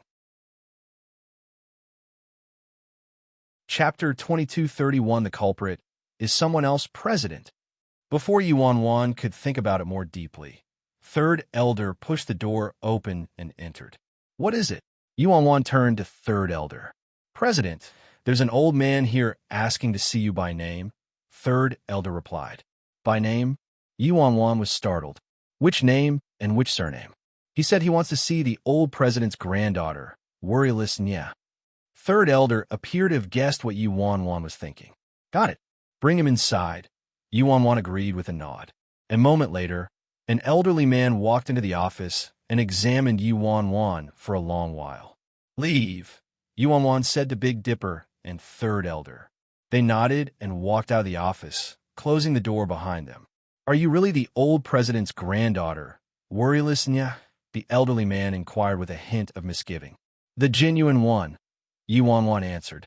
As they say, a girl changes 18 times between childhood and womanhood. You're different than before. The elderly man sighed. May I sit down? Sit, Yuan said. The elderly man sat down on a chair before asking, Worryless, do you still remember me? May I ask who you are? Yuan wrinkled her brows. She really didn't have any recollection of this elderly man. Years ago, I was responsible for the inner security system in the martial arts union. My name is Wang Lai, the elderly man replied. Wang Lai. Yuan looked pensive. A moment later, her expression shifted. Your Uncle Wang? Back then, there was indeed a member named Wang Lai in the martial arts union. When Yuan was bored, she frequently sought him out to get her hands on some gossip. That's right, worryless. I didn't expect you to still remember me, Wang Lai nodded. Why did you seek me out this time, Uncle Wang? Yuan cut straight to the chase. Wang Lai sank into silence and slowly began a long while afterward. This matter has been hidden in my heart for many years. I've actually been searching for you all this time. Thankfully, the Nye family recently announced that President Fearless was worryless Nye, so I found out you were back. I visited the Fearless Alliance several times, but the Fearless Alliance was emptied, and I didn't see you when I camped near the Nye residence. In the end, I heard you might be here. Uncle Wang, let's not beat around the bush. What is the matter? Yuan asked. Worryless, it's about the old president. Wang Lai sighed. Grandpa? Yuan looked at Wang Lai. Tell me, back then, the new president said you killed the old president, but actually, that's not the case. Wang Lai looked emotional. Yuan frowned deeply. That's not the case. Correct. Wang Lai nodded with conviction. Worryless, you did injure the old president, but the culprit who killed the old president was someone else. Who? Yuan hastily pressed. I'm not certain about this part. Wang Lai looked sorrowful. Back then, I was hiding in a secret spot and saw you running out, then the old president followed you outside, covered in blood. I was really worried and wanted to dash toward him to check on his injuries. But suddenly, a mysterious person wearing a black robe appeared. It was him. He killed the old president. Yuan's expression changed. Could it be that black-robed man from the direct line? Later, the new president acceded to the position. I wondered if it was the new president who killed the old president in order to get promoted. I was scared, so I withdrew from the martial arts union. Sigh, it's my fault for being too cowardly. If I had the courage to stand up and fight with the black-robed person back then, perhaps the old president wouldn't have died. It's all my fault. Chapter 2232, The Northern Battlegrounds. Yuan glanced at Wang Lai. If he was more courageous back then, she probably wouldn't be able to see him now. Miss Worryless, you must be careful. The new president claims you're the old president's killer, but I feel it's possible the true killer is the new president. Of course, this is just a possibility and my personal speculation, Wang Lai warned her. Yuan nodded calmly. After Wang Lai left, Yuan fell into contemplation. Back then, she merely thought she injured Grandpa and never thought Grandpa would die, since that little wound couldn't even be considered a serious injury to Grandpa. After injuring Grandpa, her mind turned blank and she didn't know how to face Grandpa, which was why she fled from the martial arts union. She never expected to later learn from Xia that Grandpa was killed by her. Just now, Wang Lai suspected Xia to be Grandpa's true killer, but Yuan didn't think so. First of all, Yuan had a fair understanding of Xia. Xia's affections for Grandpa ran very deep, and he was basically raised by Grandpa since he was young. Even if they took a step back and Xia really intended to kill Grandpa, that wasn't too realistic considering Xia's strength. Grandpa might have been injured by her at that time, but Xia still wasn't a match for Grandpa. However, if it was as Wang Lai said, and it was that black-robed person, at the Fearless Alliance headquarters last time, Yuan exchanged blows with that black-robed man from the direct line. That man's strength was unfathomable. If the black-robed person that Wang Lai spoke of was the same black-robed person from the direct line, then it wasn't impossible that the black-robed man killed Grandpa based on his strength. However, this was mere conjecture, and Yuan couldn't be certain. What she was certain of was that Grandpa's death was related to a black-robed person. She merely couldn't ascertain whether this black-robed person was the same black-robed person who stole her ring. Xiaofeng. Before Yuan could mull over this anymore, autumn water entered. Not long after the Rose of Death was established, Yuan sent autumn water to their headquarters to manage it. Yuan gathered her thoughts and looked at autumn water. Is there any news from the direct line or the collateral branch? Autumn water nodded and replied. Both sides are locked in a fierce struggle, and the battleground is situated in the northern front.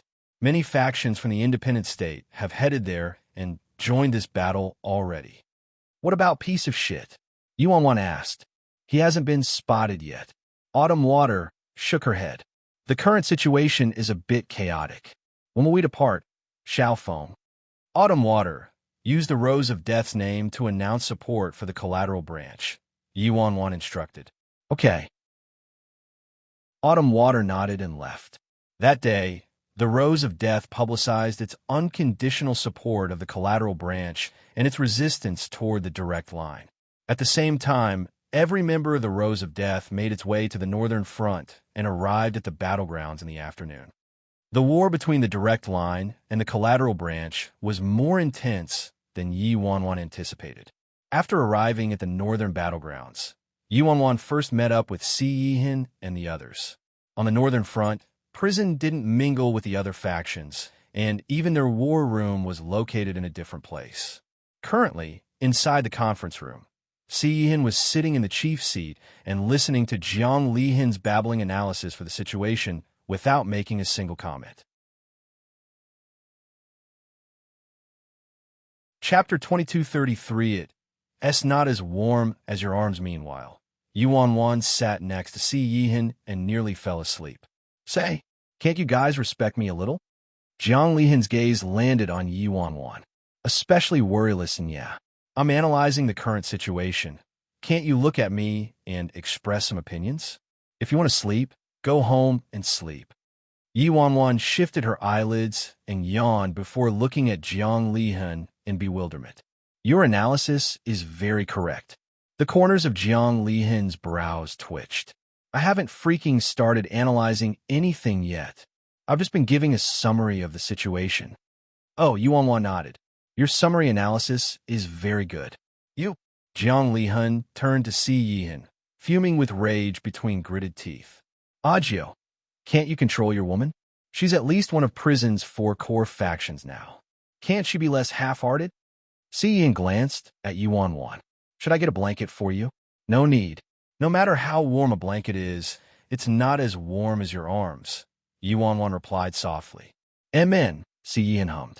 Jiang Lihin looked at Yuan and Si Yihin, dumbfounded. Why are these two here? Did they come here to fight a battle or go on a date? Isn't their atmosphere a bit inappropriate? Jiang Lihin stared at Si Yihin incredulously. This man wasn't the Agio in his memory anymore. Continue. Si Yihin told Jiang Lihin. Jiang Lihin sighed exasperatedly and had no choice but to continue. Right now, the direct line and the collateral branch haven't gone all out in their offense yet. For example, people like piece of shit from the direct line haven't appeared yet, and the collateral branch also hasn't shown all of its trump cards yet. Moreover, the Martial Arts Union has yet to announce their support of either side. The Martial Arts Union's strength can't be underestimated, so it'd be a problem if something unforeseen occurred. Si Yihin nodded, his gaze fixed on Yuan still. Is that all? Si Yihin finally asked after waiting for a while, as Jiang Lihin didn't say anything else. Yes, that's all, Jiang Lihan replied. We know everything you said already. Si Yihan paused in thought for a moment. The direct line is situated on the border between the northern region and the independent state. If the direct line's army steps inside the boundaries, it'd be the same as entering the independent state. Right now, the most important objective is to guard the border. As soon as Si Yihan finished speaking, Yu Wanwan started clapping. What baby said is too awesome. His single sentence is clearer than that ugly freak's nonstop rambling. Si Yihan nodded lightly. Who are you calling ugly freak? Jiang Lihan angrily glared at Yu Wanwan. You have late-stage eye cancer. Yu Wanwan was speechless. Was this idiot only ever focused on his appearance? She was clearly trying to say his analysis skills were bad. All right? Agio, so you're saying prison should head to the border right now? Xie Qianchuan was contemplative. Si Yihan answered, All right, I understand Agio's meaning. We really can't allow the direct line to break through the border. Let's go prep. After saying that, Xie Qianchuan stood up and left. Jiang Lihan glared at Yu Wanwan with a harumph before following Xie Qianchuan and leaving. Baby, I'll also go set up. Yu Wanwan made to leave. You don't need to go, Si Yihan suddenly said. Yu Wanwan was startled. Why didn't she need to go? Baby, aren't you worrying too about me? I'm the president of the Fearless Alliance. Yu Wanwan pouted. Eating her sense of shame for food, Si Yihan looked at Yu Wanwan. So which side does the Fearless Alliance support? Of course it's, Yu Wanwan paused. Fuck me. The Fearless Alliance supported the freaking direct line. She was President Fearless, so she definitely couldn't lead the Rose of Death to attack the direct line. You can make commands with a walkie-talkie, Si Yihan suggested. Yu Wanwan. This was a battle that concerned the future of the independent state, but she couldn't show her face and could only make commands using a walkie-talkie. 2 days later, a large-scale battle erupted on the border. The three core factions of prison appeared at the same time and destructively attacked the direct line. After that, more and more factions joined the battle, including piece of shit, Yishuehan. Following Yishuan's appearance, the situation took a turn, and members of the collateral ancient clans suffered serious casualties, continuously forced back in defeat by the direct line. However, the only fortunate part was that Yishuehan didn't attack any factions aside from the collateral ancient clans. Like Yishuehan said before, he merely targeted the ancient clans from the collateral branch. At noon that day, to the surprise of the direct line in prison, Yu Wanwan actually went to the border as the Fearless Alliance's representative and ran over to the direct line's camp. In the direct line's camp, Yu Wanwan finally saw the clan leader of the direct line, an elderly man past his 50s, Jiang Ying. In the direct line's camp, Jiang Ying expressionlessly looked at Yu Wanwan. Why did you come here, President Bai? Yu Wanwan grinned and pulled out the alliance treaty. Clan leader, what are you saying? My Fearless Alliance signed an alliance treaty with the direct line. I came here to fulfill my obligations. Several elderly men from the direct line angrily glared at Yu Wanwan. This woman nearly angered one of their higher-ups, Elder Shui, to death.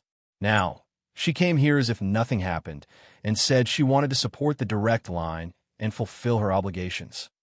Weren't you going to sue the direct line at the arbitration council? Jiang Ying asked. That's a different matter. You didn't fulfill your obligations, but I have to fulfill mine, am I right? Yu Wanwan cheerfully replied. Fulfill what obligations? What use is it to only have you on our side? A higher-up demanded. I can't do anything about that. I'm the only one left in the Fearless Alliance. I'd also like to bring a giant army here, but they've been subsumed under that knockoff Rose of Death. Speaking of which, isn't the direct line to blame for this? Yet you're making a fuss about this? Why are you this shameless? Yu Wanwan glanced at the elderly man who spoke. The elderly man's face flushed red from Yi Wanwan's retort. He wanted nothing more than to mangle Yi Wanwan into pieces. Yi Wanwan's lip curled up into an indescribable smile. She came here today, simply because she was worried about Si Yihin and the others. Since she couldn't appear with the brand rose of death above her, she'd appear as the president of the Fearless Alliance. Anyway, she signed an alliance treaty with the Direct Line, so they wouldn't carelessly harm her. All right, since you have those intentions, President Bai, help yourself. However, I still have to remind you to not make any ill-advised moves on the battleground between the Direct Line and the Collateral Branch, or else you'll only injure yourself. After saying that, Jiang Ying turned and left. The next morning, Yi Wanwan followed the Direct Line's army and appeared on the battleground. This fucking Direct Line wants to use me as cannon fodder. Huh. Yi Wanwan chortled. Unfortunately, she simply came here to watch a show, so the Direct Line would be daydreaming if they wanted to use her as cannon fodder.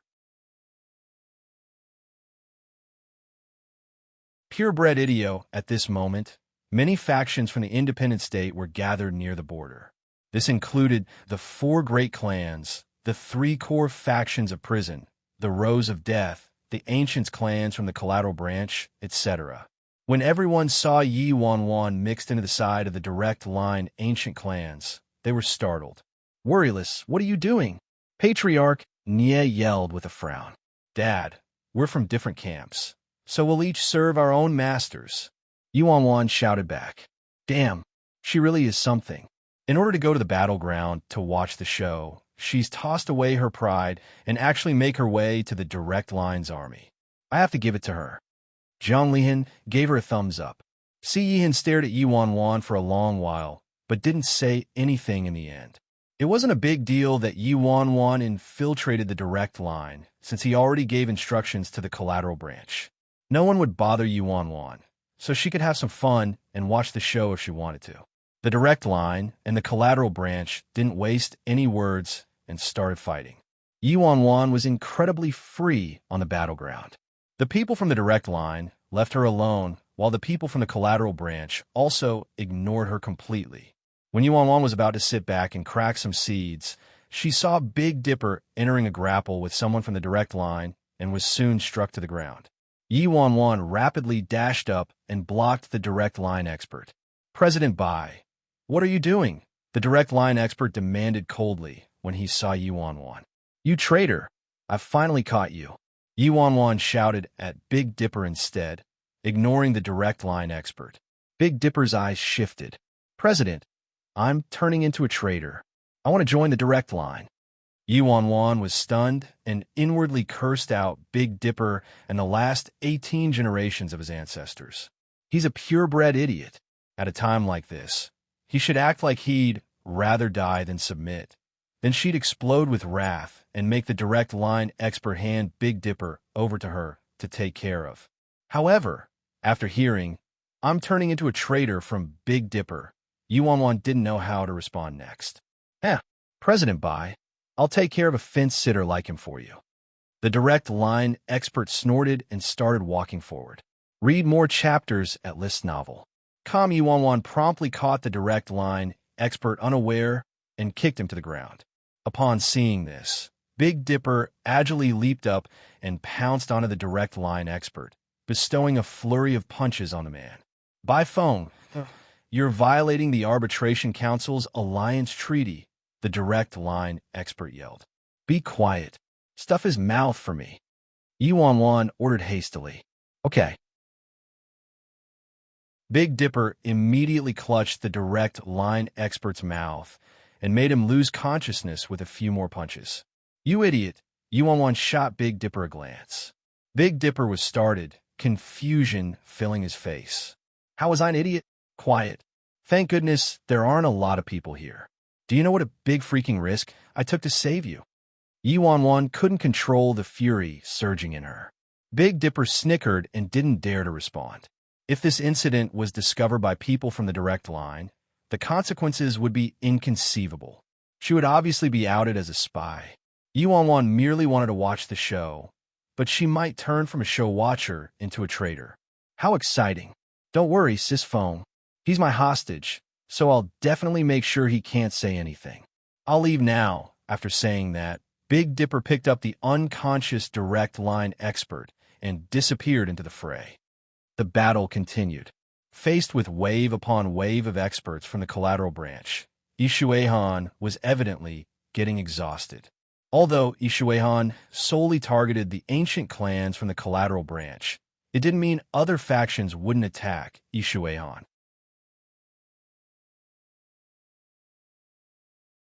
Quietly watch me perform soon. The black-robed man from the direct line finally joined the battle. Following the black-robed man's appearance, the direct line instantly intensified their attack in an attempt to break through the order in a spurt of energy. However, experts from the collateral ancient clans swarmed out like a hornet's nest, and the northern battlefield turned into a pit of carnage and bloodshed, resulting in countless fatalities. On the battlefield, Yi Wanwan's eyes glinted chillingly as she stared at the black-robed man. This man not only caused her brother's death, and might also be her grandpa's killer. "I'd like to see just who you are," Yi Wanwan yelled and swiftly shot toward the black-robed man. "By phone, what are you doing?" An expert from the direct line pulled Yi Wanwan back and shouted, "Are you planning to violate the alliance treaty?" Yi Wanwan snorted at that. "I have a private grievance with him. Anyway, he said before that he isn't a member of your direct line. Our alliance treaty clearly states that you don't have the right to interfere with non-direct line factions." Yi Wanwan added, "Moreover, did I attack? Don't you see how he's besieged by a dozen elites from the collateral ancient clans? I'm going over there to help him." "Help him?" The direct line expert was startled. Based on her attitude, it looked nothing like she was going to help. Before the expert could say anything else, several elites from the Ji family rushed forward and started fighting the expert. Yi Wanwan withdrew from the scene and secretly approached the black-robed man. Every spot that the black-robed man touched, not even a blade of grass grew. His attacks were extremely vicious, and countless experts from many factions died in his hands. With the black-robed man's appearance diving up the pressure, Ishuhin's situation relaxed quite a bit, and he directly advanced into the inner circle of the collateral ancient clans. As Yi Wanwan watched the scene, she discovered something was amiss. There was originally a power differential between the direct line and the collateral branch, but after the addition of the black-robed person, the strength of the two parties was nearly the same.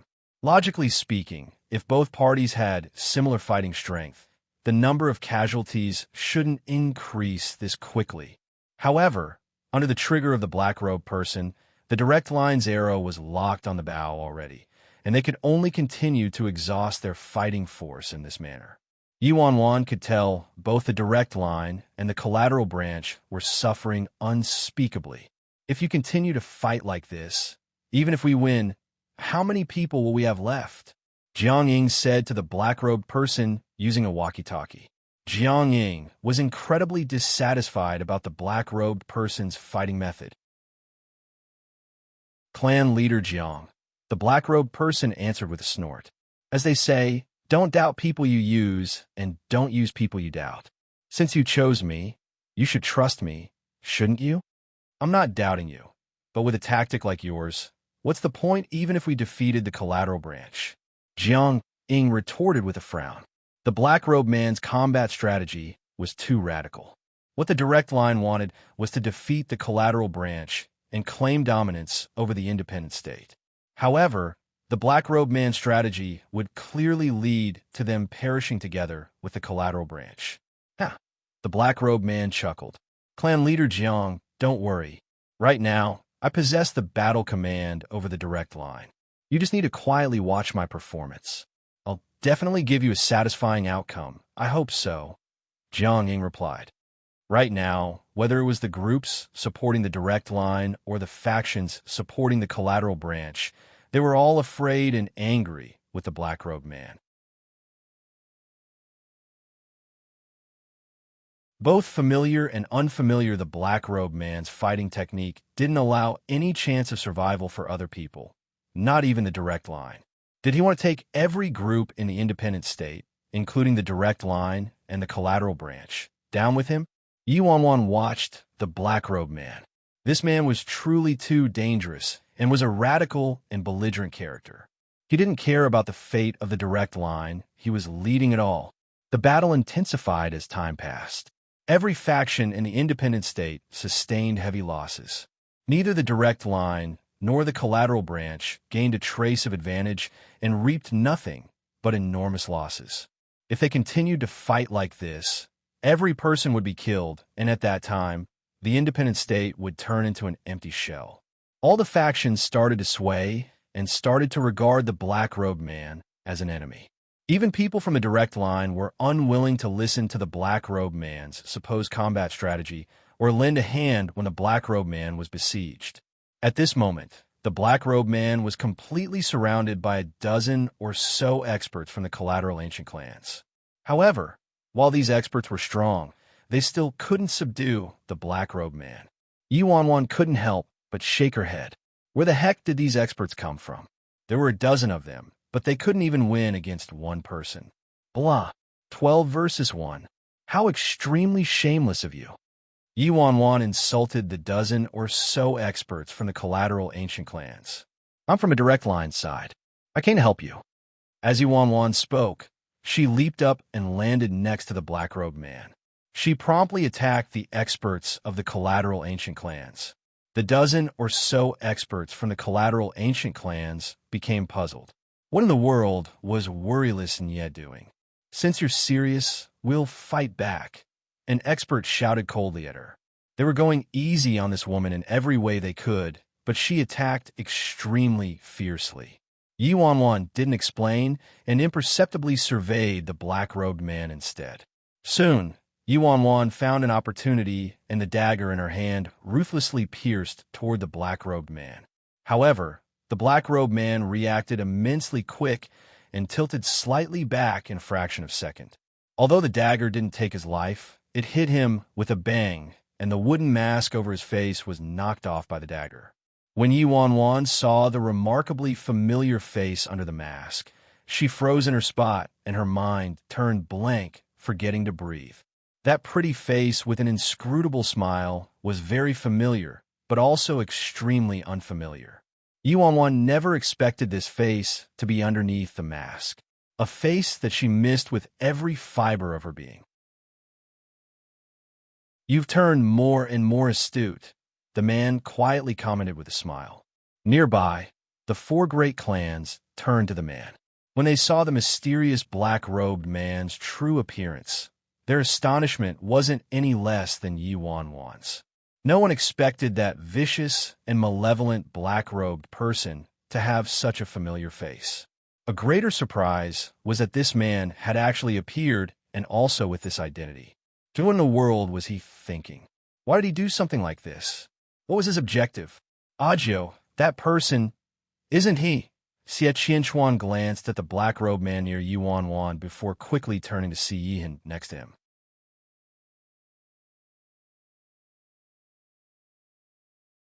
Am I still the hero in your heart? Following Xie Qianchuan's words, shock also covered Jiang Lian's face. Agio, no way, right? Why is it him? What is he doing?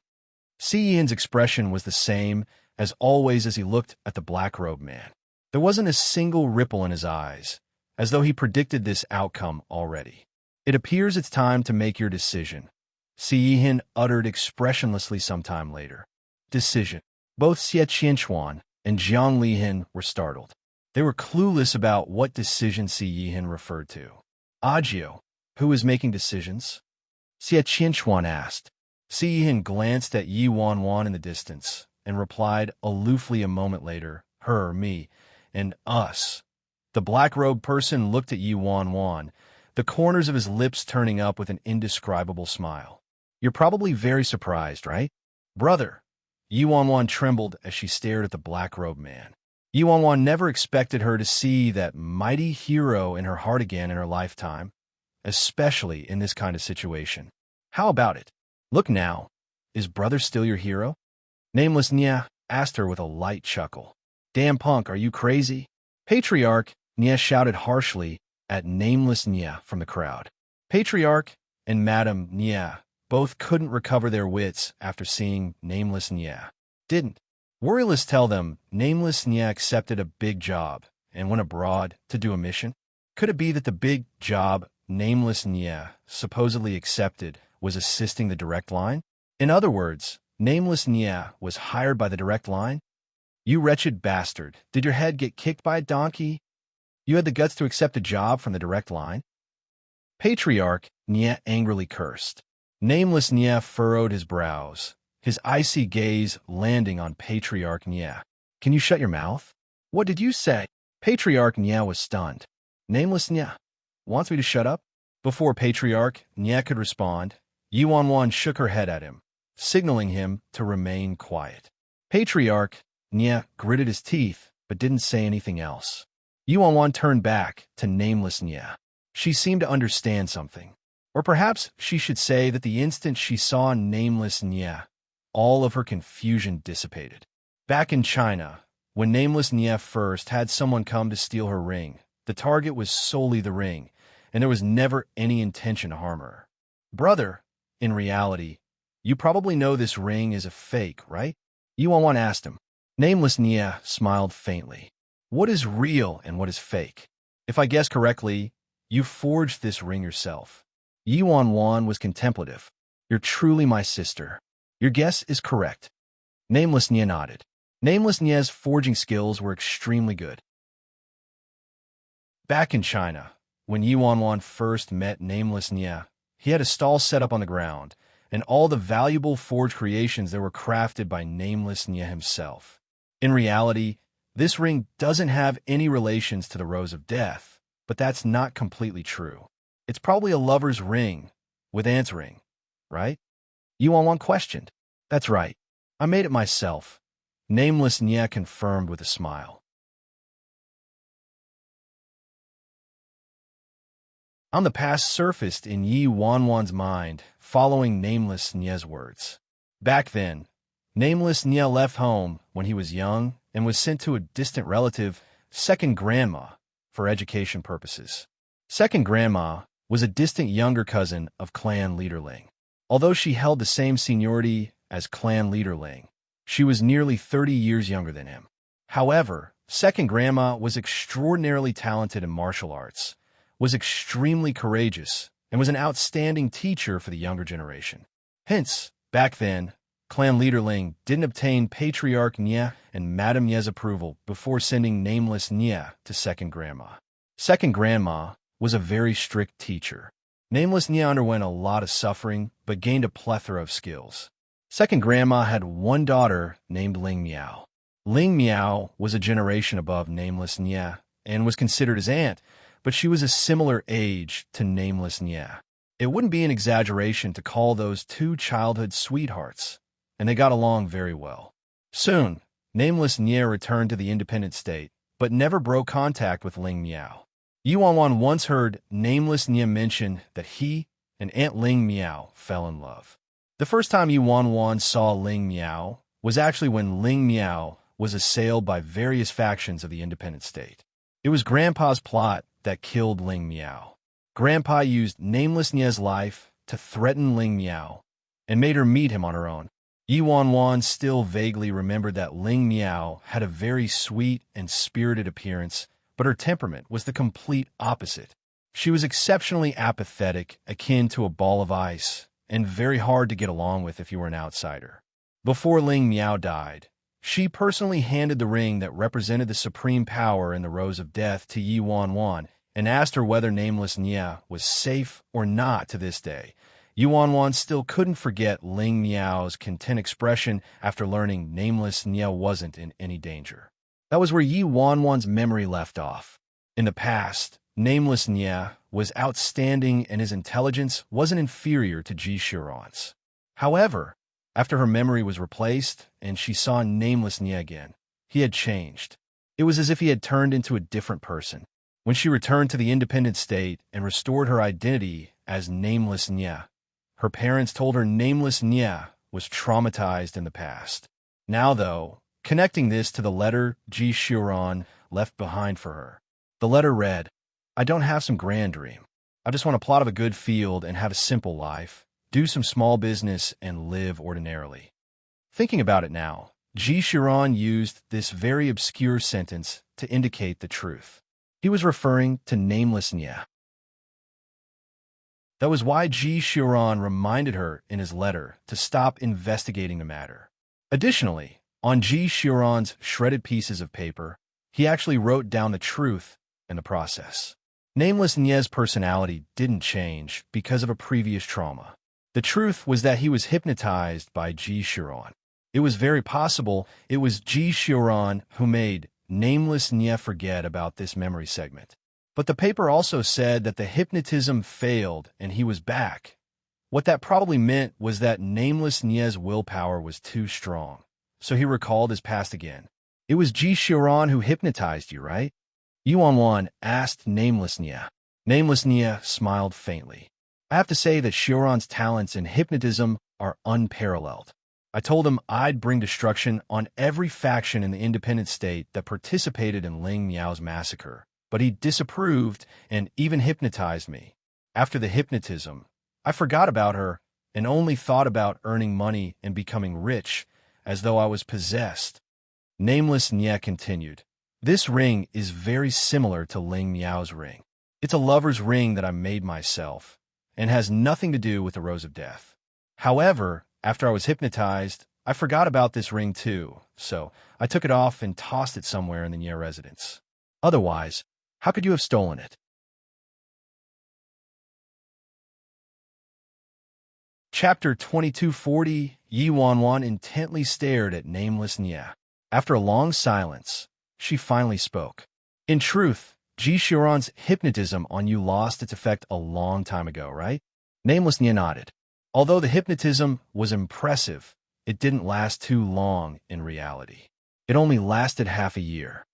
So, when you came to find me in China, you weren't hypnotized anymore, Yuan proposed pensively. Nameless Nie smiled. That's right. But when I first met you in China, I merely thought you looked like worryless and really didn't recognize you. Then just what did you come to China to find? Yuan asked. I just wanted to find you. There weren't that many reasons. And also to find a ring, of course, Nameless Nie replied truthfully. Yuan didn't rebut him. The ring Nameless Nie was wearing might have been crafted by him, and was completely unrelated to the Rose of Death. It held enormous meaning to Nameless Nie. This ring represented his relationship with Ling Miao. Yuan believed that Nameless Nie absolutely wouldn't agree if she tried to use her ring to trade for his ring. Then, why did you make the direct line steal the other ring? Yuan asked him. Very simple. Nameless Nie smiled faintly. If I possessed that ring, I would be able to mobilize a lot of power, and destroying the independent state would be a piece of cake. But why did you give up in the end? Yuan launched another question. Nameless Nie sank into contemplation. What else could I do? A while later, Nameless Nie shook his head. You would rather die than hand it over. Should I have really killed you for that ring? I see. Yuan nodded lightly. Everything was very clear now. Back then, after Ling Miao died, Nameless Nie sank into madness, wanted to avenge Ling Miao and annihilate every faction that participated in Ling Miao's encirclement. But these factions encompassed nearly all of the independent state. Nameless Nie originally sought out Ji Xiuran so that Ji Xiuran could lend him a hand, but Ji Xiuran didn't have the heart to do it and was unwilling to watch Nameless Nie be in such agony. So he used hypnosis to make Nameless Nie forget about that memory segment. Furthermore, Ji Xiuran changed Nameless Nie's personality into a businessman who worshipped money like his life and only liked to earn money. This way, Nameless Nie would be running around every day and busy with earning money, never getting tired of it. This should be considered a fortunate outcome for Nameless Nie. However, what Ji Xiuran didn't expect was that Nameless Nie's willpower was truly too formidable, and Ji Xiuran's hypnotism lost its effect in a mere half a year. From the moment Nameless Nie recalled everything, he used his disguise as the black-robed person to become the Direct Line's military counselor and help Direct Line regain control over the independent state. The truth of the matter was now clear at a glance. The Direct Line also participated in Ling Miao's encirclement back then. The reason Nameless Nie was willing to help the Direct Line was so that he could trigger the war between the Direct Line and the Collateral Branch as soon as possible. Nameless Nye was well aware that once the war between the direct line and the collateral branch began, all the factions in the independent state wouldn't be able to stay out of it, and all had to participate. As for Nameless Nye's true objective, it was to make the direct line and the collateral branch eradicate each other and perish together, including all the factions who supported the direct line and the collateral branch. As she thought up to this point, a layer of sweat blanketed Yi Wanwan's forehead. Chapter 2241, Illustrious Pa Nameless Nye's plan, was nearly flawless and perfect, but also incredibly malicious. Normally, Nameless Nye disguised himself as a greedy person, and this disguise had a clever effect in reality. No one in the independent state would set their eyes on a good-for-nothing like him. Even if he once possessed an illustrious past, people only lived in the present. Moreover, Nameless Nye faked his death in the end, and escaped by a nifty vanishing act. No one would expect Nameless Nye to be the single-handed culprit behind this war between the direct line and the collateral branch. Did Nye Linglong know your identity? Yi Wanwan asked a moment later. Nameless Nye sneered and shook his head. How could she know? Nye Linglong was merely one of my chess pieces. In truth, I wanted to let her control the Nye family first, then cooperate with the martial arts union to overturn the four great clans, so that the four great clans would become my trump cards and help me escape if needed. Unfortunately, Nye Linglong was too stupid. So, since you couldn't obtain the four great clans, you could only fake your death to deceive everyone and attempt to escape the Arbitration Council's investigation. Yi Wanwan surmised. Nameless Nye smiled. That's right. I did fake my death to deceive the Arbitration Council, but it wasn't in fear of the Arbitration Council's investigation. It concerns my future plan.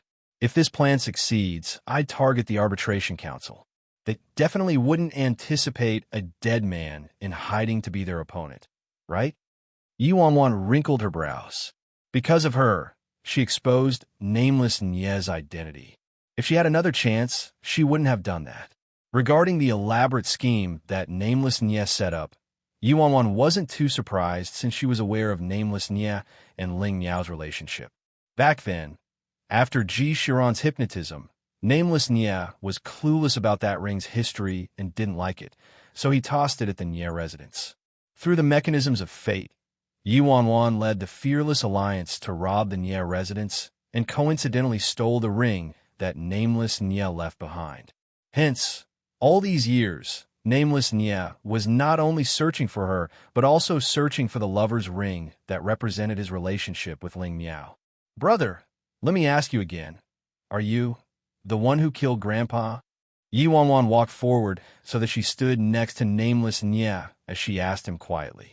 This was a private conversation between her and Nameless Nye. No one else could hear them. Read more chapters at List Novel. Come, yes or no? Is it still important now? Nameless Nye gave a vague answer. All right, that's all I needed, Yi Wanwan replied. Before Yi Wanwan could continue, a clan leader from a collateral ancient clan angrily yelled, Clan leader Jiang, let's set aside the conflict between the direct line and the collateral branch. We'll first eradicate this little b** tard today. He was simply trying to drag every faction in the independent state down with him, while he'd reap the profits. Clan leader Jiang narrowed his eyes and smirked. Perfect, that's exactly what I was thinking. No matter what, the direct line and the collateral branch came from the same source. Even if we want to determine a winner, we won't tolerate being used by other people. Soon, all the factions supporting the direct line and the collateral branch coldly turned to Nameless Nye, the murderous intent in their eyes frightening. Heh, a bunch of garbage and nobodies like you want to take my life? You? The corners of Nameless Nye's lips curled up as his eyes swept across the battlefield. Despite becoming the public enemy number one of the entire independent state, he still didn't have any fear. Chapter 2242, Let me be your hero instead at this moment. Nameless Nye looked like he crawled out of the deepest pits of hell. His hatred-filled eyes were akin to Odin's eyes examining the entire independent state. They had to pay a bloody price for that incident. It's time to change the independent state's rules. Nameless Nya expressionlessly said. Why can't you marry an outsider? It's truly absurd. Love is the natural course of things. How can a bunch of idiots and nobodies like you all forcefully stop it? What a joke. An elder from an ancient clan ridiculed her. These are rules that have been established since the independent state was created. Your insolence isn't allowed. That's right. We represent the supreme power of the independent state. We represent God.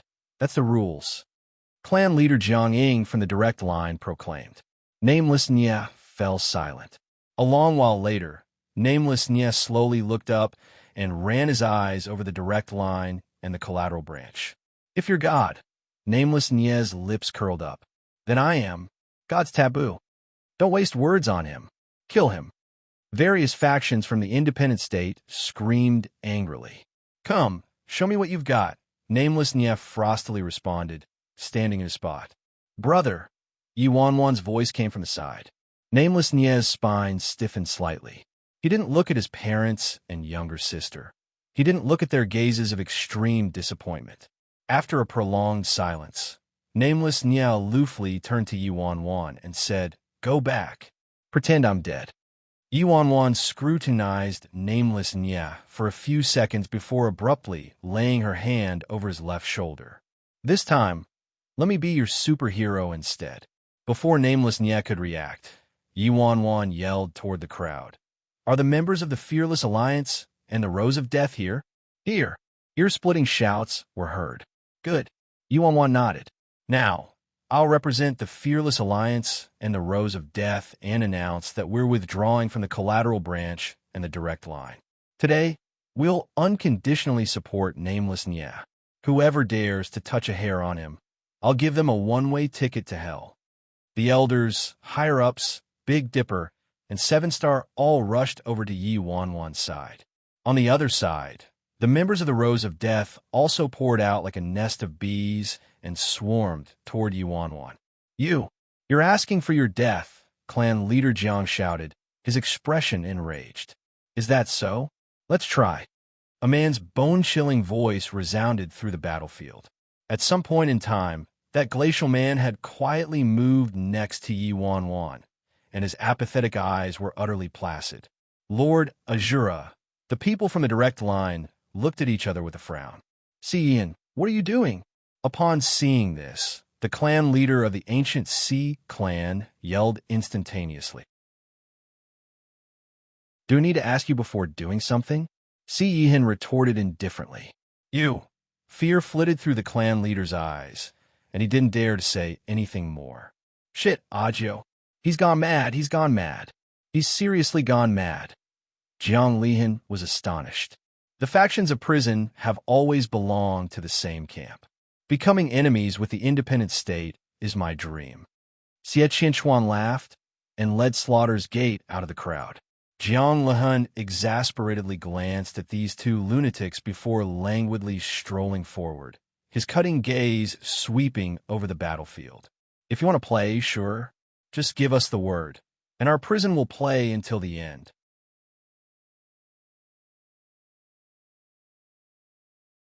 Chapter 2243. When Jiang Lihan noticed Yin's glance, he awkwardly harumphed and said, Don't thank me too much. I didn't like these lousy rules to begin with. Jiang Lihan was the type who enjoyed seeing the world embroiled in chaos, so Nameless Nya's personality surprisingly matched his taste. Yi Wanwan turned to Jiang Lihan and the others with surprise before looking back at Yihin, wishing to speak, but she hesitated. Ajio. Yihin patted her on the head and gave her a comforting glance. It's fine. He was saying it's fine despite it being such a giant matter. Jiang Lihan dourly glanced at the duo from the corner of his eyes and snorted. Even if this girl wanted to pierce the heavens, you'd probably be underneath her, handing her a spear. Who dares to touch my children? After a brief silence, Patriarch Nya and Madame Nya abruptly spoke at the same time and marched toward Nameless Nya. When Nameless Nya heard his parents' voices, his pupils contracted.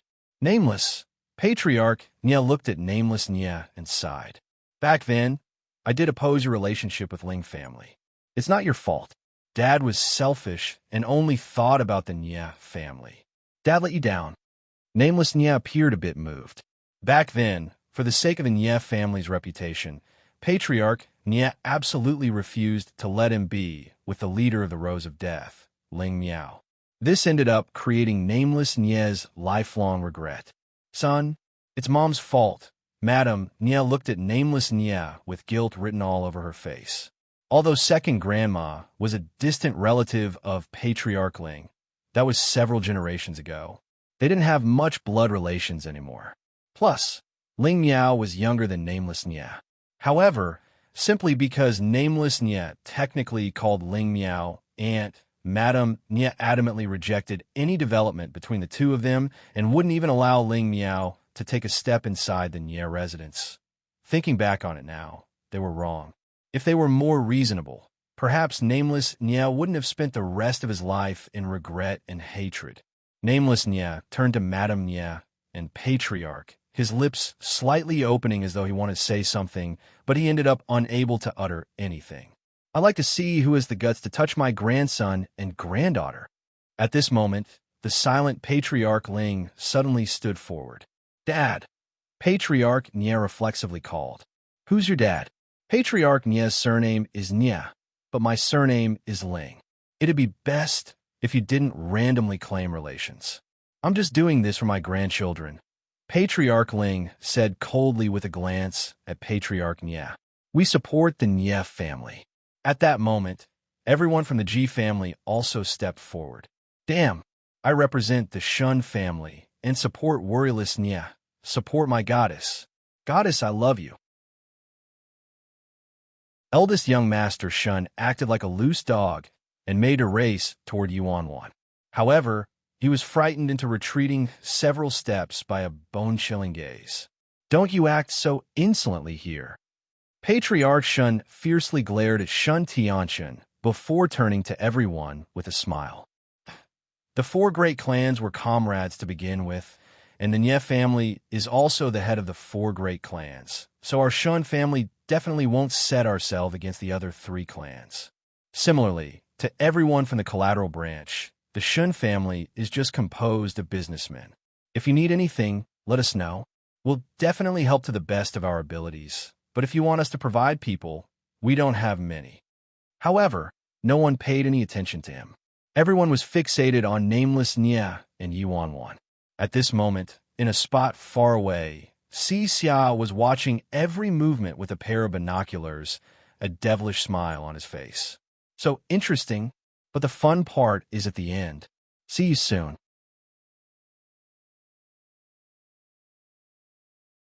Chapter 2244. Even though they possessed four titan factions like the Nye family, the Ji family, the Ling family, and prison, along with a knockoff Rose of Death, they were nothing in the face of the entire independent state. Captain, several voices were heard from the back. Yuanwan got a good look at the newcomers and saw that it was Taoist devotee and spray of flowers leading several dozen mercenary squads that were under nameless Nye. Captain, you came back alive? Why aren't you dead? Spray of flowers emotionally wiped his tears and snot.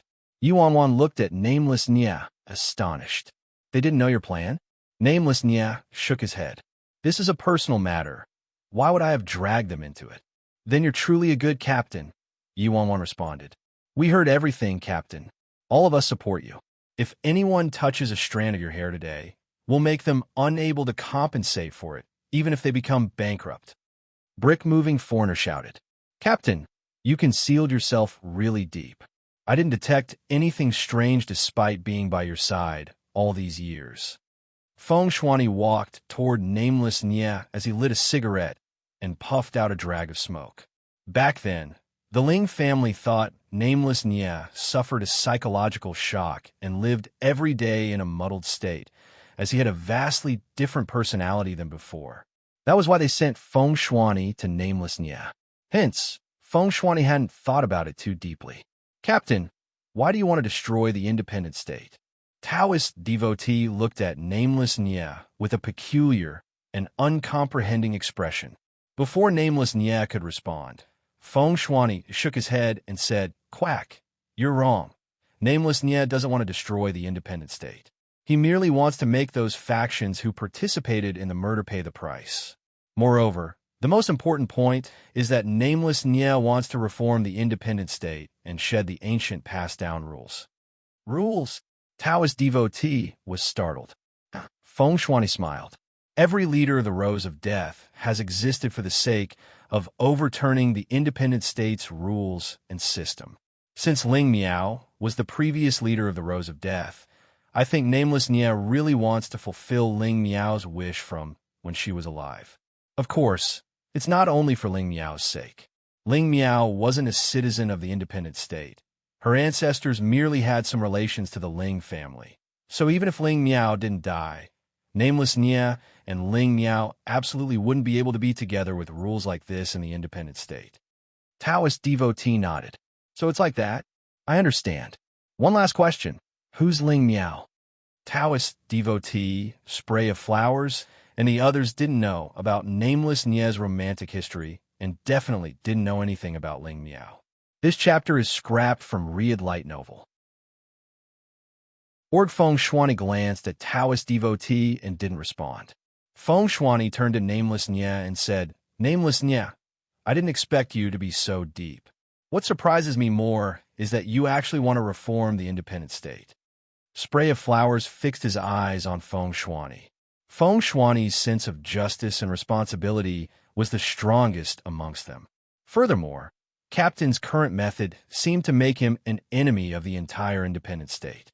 Judging from Feng Shuani's attitude, he appeared to disagree with Captain. Feng Shuani, why are you talking so much crap? If you're afraid, then scram. Taoist devotee looked at Feng Shuani and said irritatedly, Captain used to give us everything he had, but you're actually betraying us at the key moment, you traitor.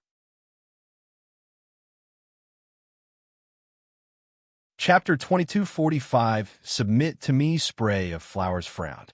Quack, don't say that. Everyone has their own thoughts, and they merely have different positions. Even if Feng Shuani isn't willing to stand on Captain's side, I can understand. Yuan looked at Feng Shuani. It's fine even if you don't stand with brother and me, Feng Shuani. Feng Shuani took a big whiff of his cigarette before flicking the butt away and looking at Nameless Nye. Help? Of course I'll help. He's my captain. If he dies, who'd pay me? Feng Shuani joined the crowd with a faint smile. A higher-up from the collateral ancient clan said to the leader of the direct line, Clan leader Jiang, Nameless Nye is a tough nut to crack. How about we ask Yishuehan for help? Jiangning nodded and turned to Yishuehan, quietly saying, Yishuehan, help us take care of Nameless Nye. If Yishuehan could lend a hand, the matter would be resolved more easily. Yishuehan apathetically glanced at Jiangning. Do you have some misunderstanding about me? Jiangning furrowed his brows. Of course he knew that the direct line couldn't order Yishuehan around. He merely showed up here today in order to slaughter the collateral ancient clans. Nameless Nye didn't have a lick of connection to the collateral branch, so why would he act? How about this? I won't touch anyone from the collateral branch until you've finished taking care of him. I should be doing my just due for the direct line then, Yishuehan said expressionlessly. The expressions of the people from the collateral branch didn't look too good. Yishuehan vehemently insisted the collateral branch killed his mother, but the collateral branch never did anything like that and didn't even know who Yishuehan's mother was. As Yuan watched the direct line, the collateral branch, and the other factions of the independent states setting their sights on them and gearing up, her nerves became taut. Yuan was about to place an order when a whistle was heard from the rear. Everyone reflexively turned to assess the source of the noise behind them. The newcomer was a young man with an enigmatic smile on his smile and a ferocious scar by the corner of his eye. Xia. Yuan was startled at the sight of Xia. Why did he come here at a time like this? It was very difficult for them to face these groups from the independent state to begin with. If the martial arts union joined too, a fight wouldn't even be necessary. Yeah, you're all busy, Xia remarked with a light chuckle as his eyes swept across the battlefield. President of the martial arts union, perfect timing. These people are guilty of terrible crimes. The martial arts union is typically responsible for upholding the rules, so let's apprehend them together, a higher-up from the collateral branch said. Xixian narrowed his eyes and shook his head with a grin. Apologies, but I'm not interested in that. Everyone was taken aback. I came here to inform you all of one matter. I hope you will all become my adorable subordinates, and from today on, that we will all be a kind and loving family. Don't you think that'd be nice?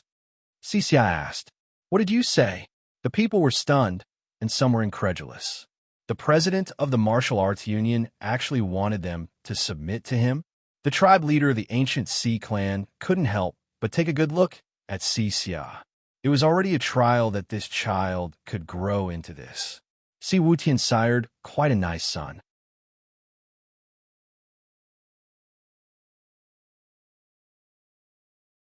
Chapter 2246, Do you want to know the truth? Didn't you hear me? Xixia looked confused. Could it be I didn't speak clearly enough, or does everyone have hearing problems? I said, I want to dominate the independent state, and all of you only have two paths to take. Submit or die. Take your pick. Everyone broke into guffaws. Was the president of the martial arts union's head crushed by a door? Wasn't he delusional for saying something idiotic like this here? Who do you think you are? The clan leader of the direct line mocked him. Xixia didn't respond to him and set his gaze on Yishuehan. How about you come on my side and help me, Yishuehan? How about it? What do you think?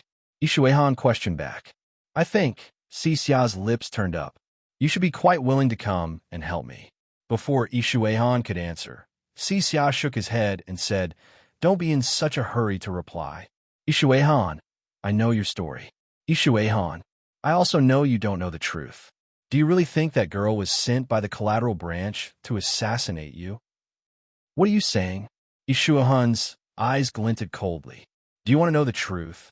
How about it? Come and help me. In exchange, I'll tell you the truth of the matter, Xixia said with a smile. Xixia added, All right, I hope you will take my words seriously. Perhaps you think you can interrogate me under torture and force the truth out of me. I really can't defeat you, but I'm a lunatic. If you don't agree, you will never know the truth. How about it? Yishuehan fell into silence. It was a long while before Yishuehan finally nodded and said, All right, if your truth is greatly different from the one I know, I will help you. Deal. You are a man of your words. I trust you. Xixia nodded. Do you think that girl really wanted to poison you, but couldn't bear to do it after falling in love with you, which led to your mother accidentally consuming the poisoned food? What do you mean? Yishuehan asked with a frown. The truth was that the girl didn't love you at all to begin with. She was merely an emotionless, sacrificial soldier trained from the time she was a child. People like her are brainwashed at a young age and won't fall in love or be moved at all. They only know how to follow orders. Do you know?